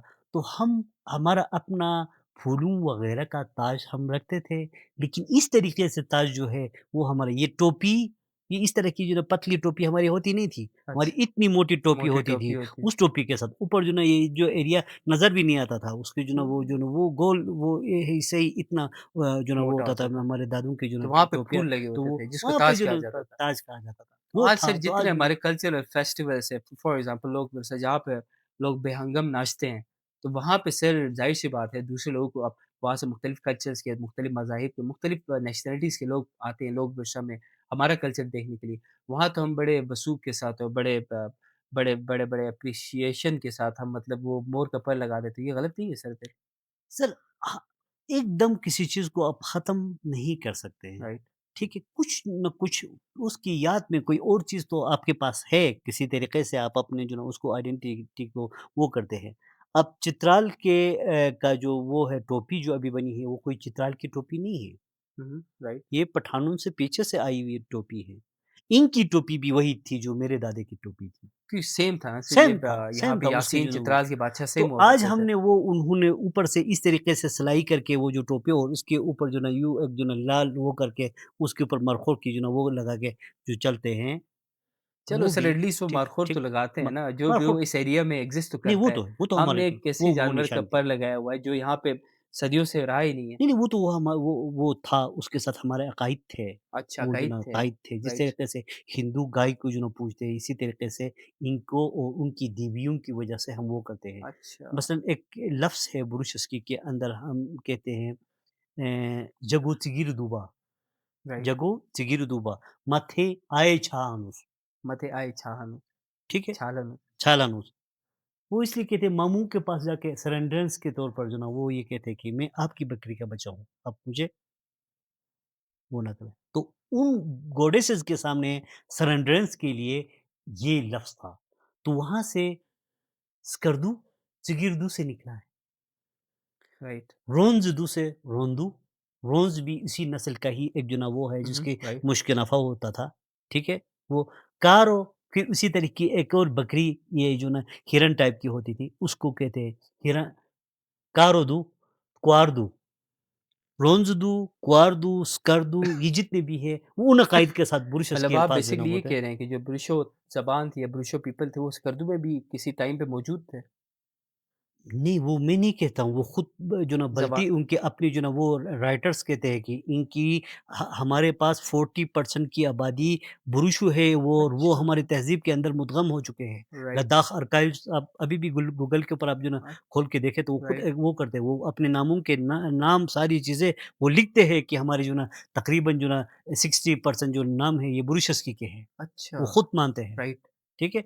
तो वो जो थे, वो वहाँ के रहने वाले जो लोग थे, वो बुरुशु थे। बाद में तिब्बत के बादशाह के ज़ेर असर ज़बान जो है वहाँ पे बल्टिया गई, तो वो जितने भी थे वो जो ना स बाद के सेना जो हुँ, गए, हुँ। वो लोग अपनी ज़बान बचा सके। उससे पहले जितने भी लोग गए थे, वो उनके अंदर मुद्गम हो गए थे। अच्छा। ये अली शेर खान अंचन के मौत के बाद के गए हुए जो लोग थे, राइट सर। जो 1618 के हुँ, बाद हुँ। के जो 1618 नहीं 1660 नहीं, के बाद के हाँ, गए हुए जो 47 लोग सदी। हैं, तो उस वक़्त जो ना वो उनका इतना असर नहीं था, तो हुँ, वो हुँ। अपनी ज़बान वहाँ पे महफ़ूज़ रख सके, महफूज़ शेना जो ना अभी तक जो ना वो कर सका। उससे पहले जितने भी गए थे, वो अपनी ज़बान वहाँ उन्होंने खो दी, हुँ, हुँ, हुँ, हुँ। लेकिन जंगून के नाम जो है, वो नहीं चेंज कर सके। वो अच्छा। वही रह गए जो वो राइट। पुराने थे। अच्छा सर, यहाँ पे गिलगित में ये भी बताया जाता था कि जो 14th सेंचुरी में यहाँ पे जो गिलगित जो है रीजन इसको 7 एडमिनिस्ट्रेटिव रीजन्स में तक़सीम किया गया था, जिनको यहाँ लोकल ज़बान में सत मकसा सत कहते हैं। मकसद और इंटरेस्टिंगली सर, ये जो 7 मकसे थे मुख्तलिफ थे, जिस तरह शरोट शिक्योट हो गया, एक हो गया, गिलगित हो गया, चिलास, दारल, मिनावर हो गया। इस तरह मुख्तलिफ एरियाज़ थे जो 7 7 एडमिनिस्ट्रेटिव डिवीज़न्स थे, जी, जिस तरह हम डिस्ट्रिक्ट्स कहते जी। हैं आज। तो उन्हीं 7 मकसों को डिनोट करने के लिए लोकल बादशाह ने इस यहाँ जो नीचे जो दरिया के जो रीजन है, दुमियाल से लेके आगे जो मस्जिद तक, जिसको हम जामा मस्जिद कहते हैं, वहाँ पे 7 मीनार बनाए हुए थे। Right sir? और वो कहा जाता है कि बड़े बेहतरीन किस्म के मीनार थे। वहाँ पे लोग सोशल गैदरिंग्स करते थे, बड़े-बड़े फ़ेस्टे होते थे, जिरगे होते थे, बादशाह के साथ मुसालियत होती थी, आर्गुमेंट्स होते थे, उसकी कोर्ट्स लगती थी। तो सर, इतने 6-6 7-7 हमारे पास किले थे। और ये जो जगह जहाँ पे हम इस वक़्त प्रोग्राम रिकॉर्ड करवा रहे हैं, यहाँ पे जो हमारे जो लोकल बादशाह थे, जो लास्ट लोकल बादशाह थे श्री बदत, उनकी बेटी, जिनको बाज़ लोग नूरबख्त भी कहते हैं, कुछ लोग सोनी भी कहते हैं, सुनिए उनका यहाँ पे महल हुआ करता था, सुनने में ये आता है। तो सर, ऐसा कैसे है कि 7-7 किले हमारे पास मौजूद थे, आज एक भी एक्ज़िस्ट नहीं करता? कहा जाता है सोनी कोट में सोनी महल होता था, वो भी एक्ज़िस्ट नहीं करता है।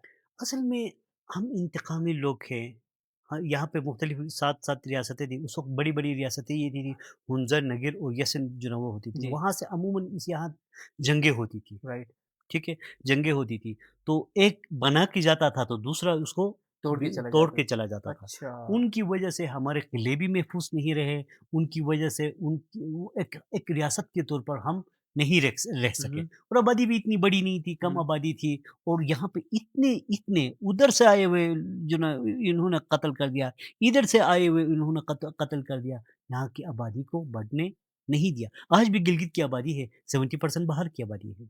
70%? 70% बाद की जो ना ये ज़ुल्फ़िकाराबाद वग़ैरह आबाद हुए, ये इनको छोड़ो नहीं, अच्छा। इनको वो किए हिसाब किए बगैर नीचे गिलगित की आबादी को ही देखेंगे, यहाँ दारिल की आबादी भी है, हुँ, यहाँ हुँ। तांगीर की आबादी भी है, यहाँ जिलास की दीगर जगहों की आबादी भी है और यहाँ पे खज़िर की भी आबादी है, यहाँ नगर की भी आबादी है। इनकी जो ना नामों को वो उनसे पूछो तो शजर नसब किसी का नगर से मिल जाता है, किसी का यसन से मिल जाता है, किसी का तांगीर से मिल जाता है। तो पुरानी आबादी को ढूँढ के जाओ तो इतनी-सी छोटी-सी मतलब जो आबादी थी। लोकल मुतल्लफ़ात है, वो मुतलफ़ात बहुत कम है। बहुत और कम इवन है। सर मैं कुछ जॉर्ज हेवर्ड जो ब्रिटिश एक्सप्लोरर थे, उनकी कुछ जो लेटर्स थे, वो मैं पढ़ रहा था, तो वहाँ से ये मालूम होता है 1870s में वो लिखते हैं कि इस एरिया में गिलगित रीजन सिर्फ़ 200 घराने मौजूद थे, देखो ना 200 घराने इतने बड़े एरिया में। इतने बड़े राइट। एरिया के अंदर और वो भी आबादी किधर की है?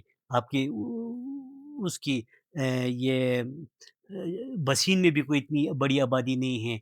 ऊपर जो ना उसमें ये बर्मा से बर्मा से उस तरफ की सर जो आबादी है, ब वो कोई आबादी है। नपूरा आपके जो ना धन्योर धन्योर कल तक उसमें कोई बीमारी बिल्कुल। की वजह से वहाँ पे आबादी थी ही नहीं। ये तो सर मेरी आँखों सामने बसा है, तन्योरपुरा और जुटियालपुरा। ये तो बिल्कुल बंजरदास होता था। बंजरदास होते थे। तो वो हाँ। कल जो ना वो हुआ था। वहाँ पे कोई जो ना कोई बीमारी थी जिसकी वज़ह से जो ना अचानक जो ना कोई वो ज़ख्म आ जाता था और घंटे 2 घंटे के बाद जो ना आदमी मर जाता था। तो उसकी वज़ह से, उसकी डर की वज़ह से वो आबाद ही नहीं करते थे। अब बीमारी भी गई, लोगों ने आबाद भी किया और आज जो ना धन्योर एक बहुत बड़ी जो ना आबादी जो ना वो आ गई। तो ज़्यादातर आबादी सारी की सारी बाहर से है। गिलगित-बल्तिस्तान की आप जो कहते हैं कि दरबार, वो बहुत बड़ी चीज़ होती है। दरबार। कहते हैं कि दरबार एक दफ़ा ये हुआ कि अचानक एक भूख अफ़लास की कैफ़ियत हो गई। फसलें भी अच्छी थी। राजा को बताया गया कि लोगों के पास खाने के लिए नहीं है। अचानक उन्होंने कहा कि इजलास बिठा दो। हुँ, हुँ। दरबार लग गया, दरबार लगने के बाद पूछा कि क्या हुआ? फसलें भी अच्छी थी, कहाँ गया? तो एक आदमी उठकर कहने लगा, जिस साल यहाँ पे ये जो ना अफ़गानी ज़्यादा नज़र आते थे, तो वो इस तरीके से हो जाती थी। ये हुँ, यहाँ हुँ, से गंदुम लेकर जाते हैं, गंदुम जौ वग़ैरह लेकर जाते हैं। तो इस साल मुझे ज़्यादा नज़र आते हैं। हुँ, तो कहते कि असर से लेकर मगरिब के बीच का टाइम दे दिया कि इसी दौरान जितने भी हैं इनको जो ना वो करके ले आओ। हुँ, तो कहते कि उनको शायद मगरिब से इशा तक गया गई हो बात, उन सबको गिरफ्तार करके लाया।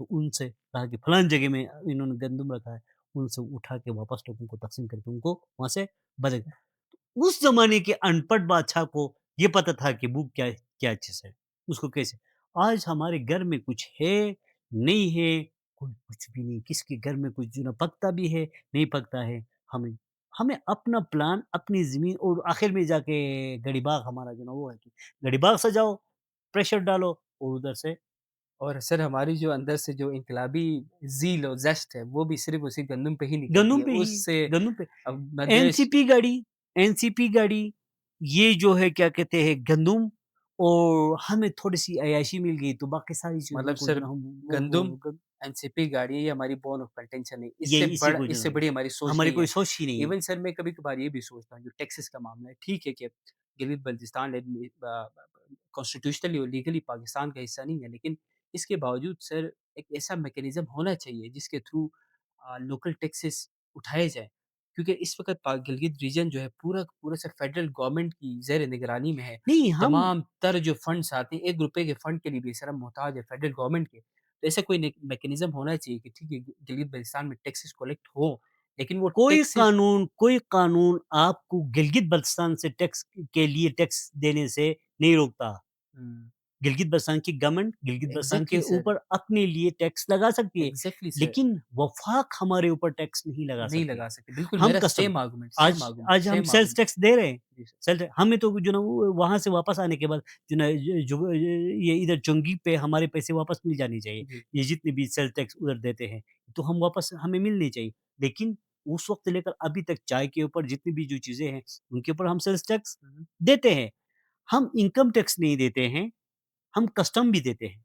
बाहर से जो भी चीज़ आती है, तो उनके ऊपर कस्टम भी हम जो ना अदा करते हैं। राइट सर, तो आज जो चीज़ हम नहीं देते हैं, वो इनकम टैक्स हम इनकम नहीं देते टैक्स हैं। नहीं है। ठीक है? उसका जो ना शोर है। लेकिन इसके बजाय हम कस्टम के बजाय मैंने कई दफ़ा मैंने लिखा है कि गिलगित-बल्तिस्तान में जितनी भी गाड़ियाँ हैं, इनके ऊपर गिलगित-बल्तिस्तान सेस के नाम से आप एक जो ना वो लगाओ 5 लाख 4 लाख रुपए हर गाड़ी के ऊपर लगाओ, हुँ, हुँ। तो गिलगित-बल्तिस्तान की गवर्नमेंट को अच्छा खासा ये सारा का सारा जो ना रकम गिलगित-बल्तिस्तान के बिल्कुल। उसमें जाए। इनको मार-खोर के जो ना उसके साथ आप इनको वो रजिस्टर कर दो और जिस तरीके से एनजीओ की गाड़ियाँ पूरे पाकिस्तान में बगैर कस्टम के घूम सकती है, गिलगित-बल्तिस्तान की गाड़ियों को हाँ, आप इजाज़त दे सकते हैं बेहतरीन कि वो पॉलिसीज़ हैं। पाकिस्तान के अंदर घूम सके एग्ज़ैक्टली। और उनसे कस्टम के बजाय आप सेस की शक्ल में इनसे पैसे ले ओह! लो, तो इंटरेस्टिंग गिलगित-बल्तिस्तान की रिकमेंडेशन। गवर्नमेंट चल सकती है। बेहतरीन तो आप बगैर रिकमेंडेशंस है। जो ना उसके आप जो ना उसको चला सकते और हैं। मेरे ख़्याल में मोस्ट ऑफ द अवाम को ये इस तरह की पॉलिसी पसंद भी आएगी। नहीं, हम इस तरीके से नहीं रह सकते हैं। राइट। हम ना कस्टम दे दें, ना बिजली का बिल दे दें, ना हम ना जो ना हमारी क्या गाड़ियाँ कहते यहाँ हैं सुधर जाएँ। गाड़ियाँ उधर से ये इस तरह नहीं हो नहीं, सकता। हम बिल्कुल। इधर जो ना अपने बीच के आप को बीच में। मुकम्मल तौर पर जो ना बिल्कुल बंद करके तरक्की की सारी चीज़ें छोड़कर और हमेशा जो ना इस तरीके से हम कोई तरक्की नहीं कर सकते। नहीं। हमें चाहिए गिलगित-बल्तिस्तान की मादनियात है। मैं कई दफ़ा लिख चुका हूँ, कई दफ़ा मैंने इंटरव्यूज़ दिए हैं। मैं गिलगित-बल्तिस्तान की मादनियात के बारे में ये कहता हूँ कि लीज़ उन लोगों का है, जो वहाँ के मुकामी हैं। मुकामी है। जो इनके ऊपर से जो ना वो आता है एवलांच आता है, उनके ऊपर ऊपर से जो ना सैलाब आता है, ऊपर से पत्थर आता है, ऊपर की वो सारी सर्दी बर्दाश्त की है। बर्दाश्त करते आज आके वहाँ पे सोना निकलता है, चाँदी निकलता है, वहाँ जो भी मादन उन्हीं निकलता है, लोगों का हक है। उसका लीज़ उनके पास होना चाहिए। Right. Government of Pakistan America को लाता है, हुँ, हुँ। चाइना को लाता है, कोई भी इन्वेस्टर आता है, नो इश्यू। हुँ, हुँ। यहाँ as long as lease local किसी को को मिले। पाकिस्तान शाद रहे, आबाद रहे, जो भी मिलता है, गवर्नमेंट को मिल जाए।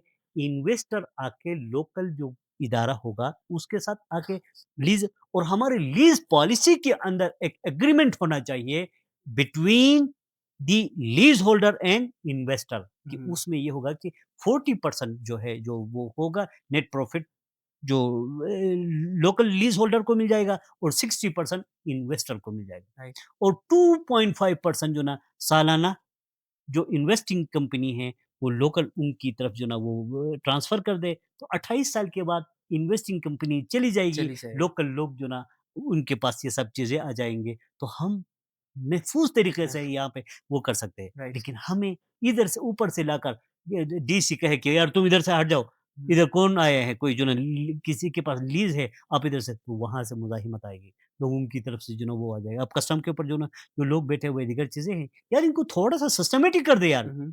सिस्टमैटिक कर दे, तो गवर्नमेंट का मसला भी हल हो जाएगा। गिलगित-बल्तिस्तान के ऊपर अच्छा खासा बोझ गवर्नमेंट का हल्का हो जाएगा। यहाँ गिलगित-बल्तिस्तान के लोग कुछ कमाएँगे, कुछ अपनी जो ना वो करेंगे। बिल्कुल सही। अब तो बेरोज़गारों की फ़ौज है। आप बिल्कुल सही। गलीबाग में खड़े होते हैं, कौन है? सारे मास्टर्स डिग्री होल्डर्स है। बिल्कुल सही। वो किन सब्जेक्ट्स में है?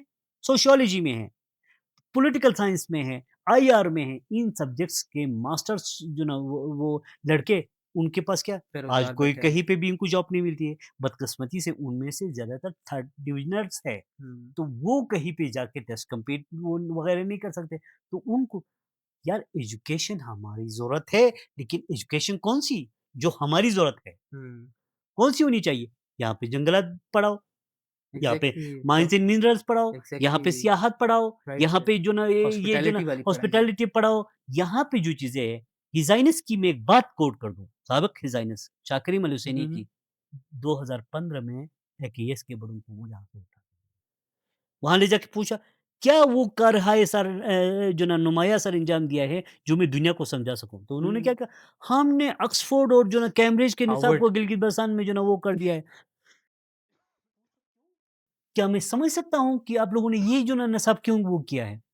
तो क्या कि एजुकेशन को स्टैंडर्डाइज़ करने कहा नहीं, नहीं, एजुकेशन को स्टैंडर्डाइज़ करना नहीं होता।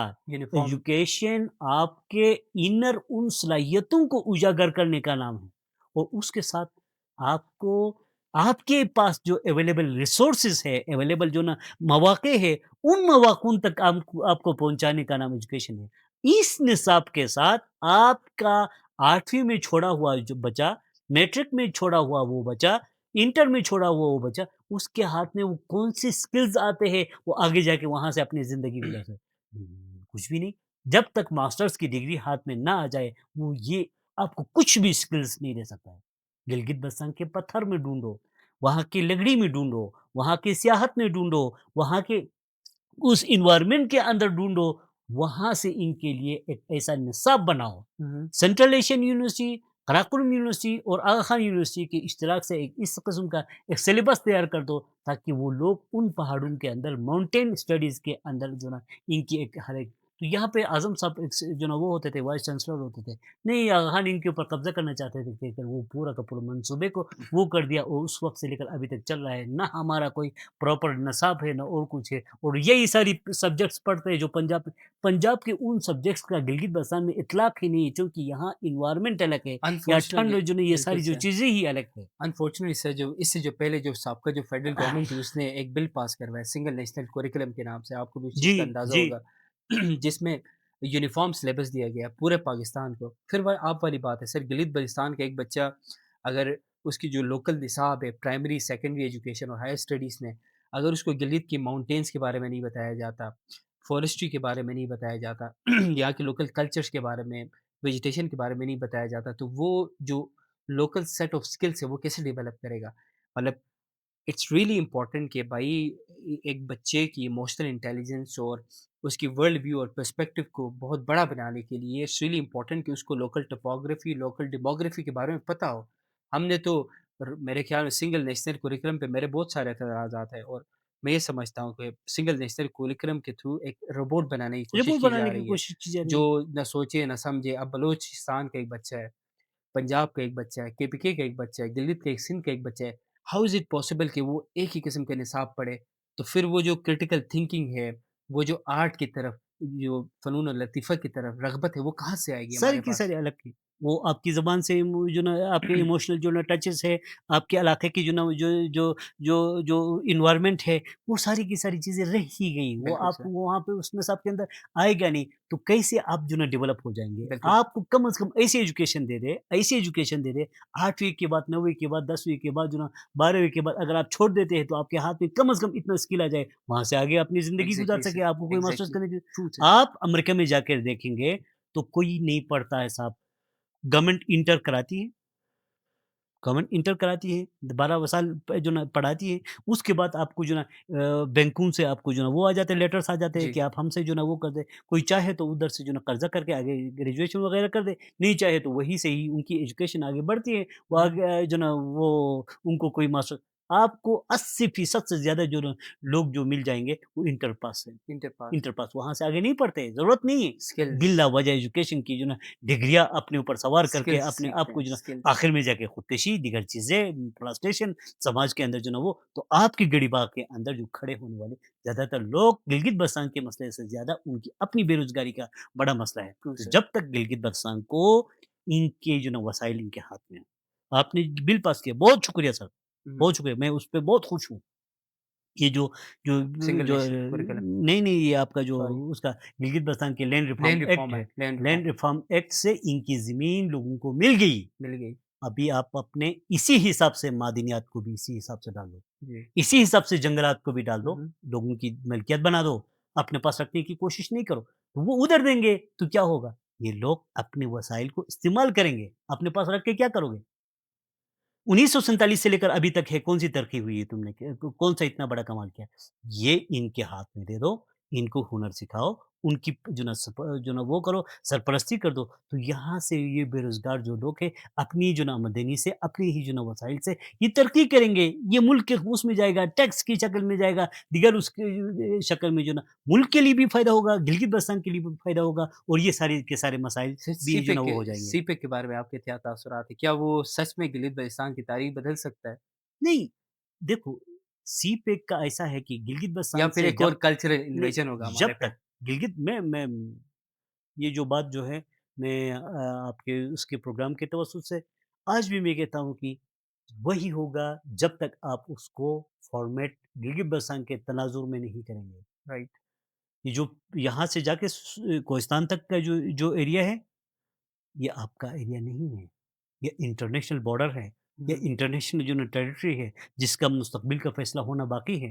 तो जब तक इसको आप कवर्ड नहीं करेंगे, इसके अंदर से इन लोगों को जो ना उसमें नहीं रखेंगे और इसके एव्स इनको को एक स्पेसिफिक उसके अंदर आप गिलगित-बाल्टिस्तान को हिस्सा नहीं देंगे, ये बाद में आपके लिए मसाइल क्रिएट करेंगे मतलब और आपको जो है ना रखना पड़ेगा। आप बेसिकली ये कह रहे हैं कि जब तक गिलित-बल्तिस्तान को एक लीगल स्टेटस नहीं स्टेटस दिया नहीं जाता, दिया जाता है तब तो तक यहाँ पे तामीर और तरक्की नहीं हो सकती। तामीर और तरक्की के लिए आपको जो ना पॉलिसीज़ बनानी पड़ेंगी। हुँ, तुम अब मैं सीपेक गुज़ारता हूँ, तो इस सीपेक में से गिलगित-बाल्टिस्तान को ये हिस्सा होगा, हुँ, हुँ, तो ख़त्म है, मेरी बात म मेरा हिस्सा मुझे मिल गया। बिल्कुल, जिससे जो ना आपने जो ना गिलगित-बाल्टिस्तान को जो ना योमिया अगर दे 20 करोड़ वहाँ से जाते हैं, तो मुझे उसमें से 10,000 आ जाते हैं, तो मेरा हिस्सा मुझे मिल गया है। मिल गया। ठीक है? मुझे तय्युन होना मुत्तमईन चाहिए। कर दे, आज ही मुत्तमईन कर दे कि कल ये जो ना ये मसला होने के बाद फिर जो ना रोड पे लोग ना आ जाए, इसके लिए आज ही सी-पैक बन रहा है, मादनियात की तरफ आपकी नज़रें हैं, आपकी दीगर चीज़ों के लिए है, ऐसे रूल्स बना दे कि जिसमें लोकल के राइट्स प्रोटेक्ट हों। हुँ, हुँ, तो वो जब आएँगे, तो उनके साथ भी मसला ना हो, आपका एक सेट रूल्स मौजूद हो, आपके जो ना कायदा-कवानीन हो, लोग जो ना लोकल लोगों के क्या हुकू जो ना वो है कितना हिस्सा है और आपका कितना हिस्सा है। आपको जो ना रियलिटी गवर्नमेंट को कितना मिलना है, ये सारी चीज़ें क्लियर होंगी। तो गिलगित-बाल्टिस्तान की गवर्नमेंट के अंदर भी एक जो ना 2 पैसे आ जाएँगे, लोकल लोगों के पास उनका हिस्सा आ जाएगा और बाहर से जो इन्वेस्टमेंट आएगी, उससे मुल्क के अंदर भी एक तरक्की होगी और दीगर चीज़ें होंगी। Right sir. अच्छा सर आपके प्रोग्राम ज़ाहिर-सी बात है मैंने कुछ दोस्तों से डिस्कस किया हुआ था कि आप मेरे प्रोग्राम में आ रहे हैं, तो चूँकि आपका ताल्लुक भी यासीन से है, तो कुछ चंद दोस्त थे, उन्होंने कुछ सवालात गोश-गुज़ार किए थे और उनमें से एक बहुत पर्टिनेंट और बहुत ज़्यादा रिपीट होने वाला क्वेश्चन गौहर अमान पे था, राजा गौहर अमान पे।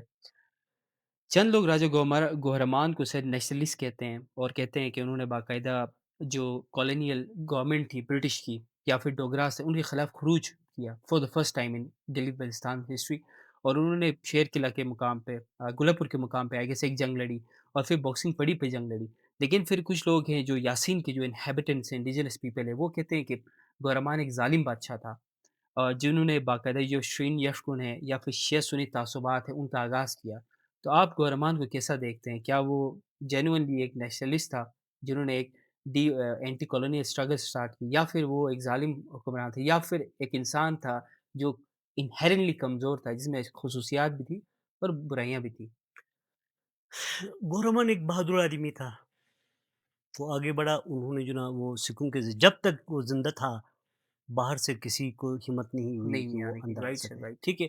और जैसे ही उनकी डेथ के जो ना 1860s जी, में जी, आई जी, गेस उसमें उसके बाद ही 60 और गिलगित 62 के बाद रीजन डोगरा 62 से के उठा बाद के आके इन्होंने कब्ज़ा किया, कब्ज़ा उनकी किया। मौत के बाद ही वो लोग वहाँ यहाँ पे आए। इस बात में कोई जो ना वो दो राय नहीं नहीं है, है, वो बहादुर था। लेकिन उनकी बहादुरी में उनका अपना इतना रोल नहीं था जितना उनके साथ सिपहसालार थे, राइट। ठीक है? कौन से? लोग थे, लोकल लोग थे, उन सबने जो ना उनके हुँ, साथ हुँ। दिया और इस तरीके से वो जंगी लड़ी। जहाँ तक बात ये है कि वो तासुबी था, ख़ैर मतलब हमने किसी को नहीं बख्शा सब। हमने राइट सर। अपने आखिरी जो ना वो था वकील क्या नाम है, जौहर अली जवाहर को भी अली नहीं उसको भी नहीं बख्शा। हम अपनों की जो ना अनफॉर्चुनेटली वो सर। करने वाले जो लोग हैं, बहुत कुछ किया होगा। मेरे साथ, मेरी ज़ात के साथ, मेरे जो ना दादों के साथ उनकी इतनी हमारे हम उनकी फ़ौज में रहे, हमने उनकी जंगें सारी जो ना वो कर दी। नगर तक हम जो ना नगर में हमारी अब आधी आबादी वो हमारी अपनी फैमिली की हुँ, है। हुँ। उनके साथ भी जाके हम हमारे दादू ने जाके उनके खातिर जो ना जंगें लड़ी, सारी राइट सर। चीज़ें की। लेकिन हमें कोई रिवार्ड के बजाय सज़ाएँ तक मिल गई। Puniyal scouts right? Puniyal scouts नहीं, नगर में पुणे जाके लड़ी। यासीन के अपनी जो ना वो थे, अच्छा। यासीन। तो लेकिन इस सब के बावजूद उस वक़्त के शायद उसकी मजबूरियाँ थी। हुँ, हुँ। वो अपनी किंगशिप को बचाने के लिए किस तरीके से काम कर सकते थे शायद वो मेरे लिए मैं अपने तौर पर सोचता हूँ, उनके तौर पर मैं नहीं सोचता हूँ। गिलगित-बाल्टिस्तान को बचाने के लिए उन्होंने अपनी जो ना यसिन को बचाने के लिए, अपनी रियासत की जो ना चीज़ों को बचाने के लिए उन्होंने अपनी नस्ल के साथ, अपने चाचा के साथ जंग लड़ी, अपने जो ना भाइयों के साथ जंगें लड़ी। हुँ, हुँ। तो वहाँ से आके यहाँ तक उसमें तासुब नहीं है, वो जंगी जो चीज़ें थी, उनके अपने जो ना वो मसाइल थे, हुँ, हुँ। वो अपने आप एक को बादशाह प्रोटेक्ट की करने के लिए मजबूरियाँ थी बादशाह की बेसिकली अपनी मजबूरियाँ थी बादशाहत और ब बचाने के ब लिए, ब रियासत बजा बचाने के लिए। बादशाहत बचाने के लिए जिसके साथ भी जो ना उन्होंने जंगें लड़ी, शायद वो उसकी वो मजबूरियाँ थी। राइट। बाकी हद तक जो ना मैं उसको ये कहूँगा कि वो एक जो ना बहादुर इंसान था। बहादुर इंसान था। वो मसाइल को जानता था, वो किस तरीके से जो ना आगे बढ़ना है, वो सारी चीज़ों को इस तरीके से लड़ता राइट। था। So sir I guess enough for today इंशाल्लाह हम उम्मीद रखते हैं कि आप फिर हमारे प्रोग्राम में आएँगे और इंशाल्लाह इस गुफ्तगू का तसलसल हम बरकरार रखेंगे और इसके बाद मेरी सर ये ख्वाहिश है, अपनी पर्सनल ख्वाहिश के इसके बाद हम छोटे-छोटे इश्यूज़ गिलगित-बल्तिस्तान के, उन पे फ़ोकस्ड गुफ्तगू करें। फॉर एग्ज़ाम्पल हम एक टॉपिक उठाएँ और उस पे हम बात करें, ना बजाए इसके कि हम मुख्तलिफ टॉपिक्स पे बात करें इन वन सेशन। तो sir thank you so much for being here, it बहुत वाज़ रियली शुक्रिया, एन ऑनर बहुत और शुक्रिया। हमें यकीन करें बहुत मज़ा आया आपके साथ गुफ्तगू करने में। फिर वही बात है कि इससे पहले हमने हिस्ट्रीज़ डिस्कस की है काफ़ी हिस्टोरियंस के साथ, लेकिन वो मेरे ख़्याल में सोशल इश्यूज़ को या फिर पास्ट के इश्यूज़ को आज के दौर के साथ कनेक्ट नहीं कर पाते। आई डोंट नो उसकी क्या वजह है। बहरहाल सर कुछ लास्ट वर्ड्स आपके हमारे नाज़रीन के लिए, उसके बाद हम इस प्रोग्राम को रैप अप कर लेते हैं। आज जो हमने जो गपशप की, एक पूरा का पूरा एक ओवरव्यू था। हमने सारी चीज़ों को सतही सतह पर उनको टच किया, वो सारी जो चीज़ें, लेकिन हम जब तक हर मसले को इंडिविजुअली नहीं देखेंगे, उनके पीछे चीज़ें नहीं देखेंगे, वो नहीं होगा।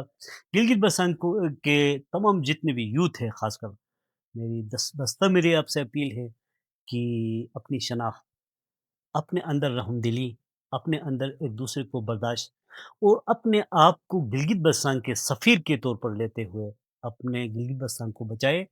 ये इस तरह तरह का जो ना गिलगित-बल्तिस्तान आपकी वजह से, आप गिलगित-बल्तिस्तान में जहाँ कहीं पे भी जाते हैं, आपका लोगों के साथ बैठना, आपका लोगों के साथ ताल्लुक, आपका लोगों के साथ जो ना जो जो चीज़ें हैं, आपकी नज़र गिलगित-बल्तिस्तान की नज़र होती है। आपकी बदनामगी गिलगित-बल्तिस्तान की बदनामगी होती है।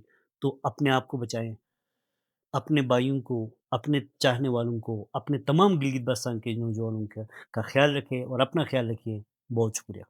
On this note we take you leave, इंशाल्लाह हम आपसे फिर ज़रूर मिलेंगे और बहुत जल्द मिलेंगे। Thank you so much.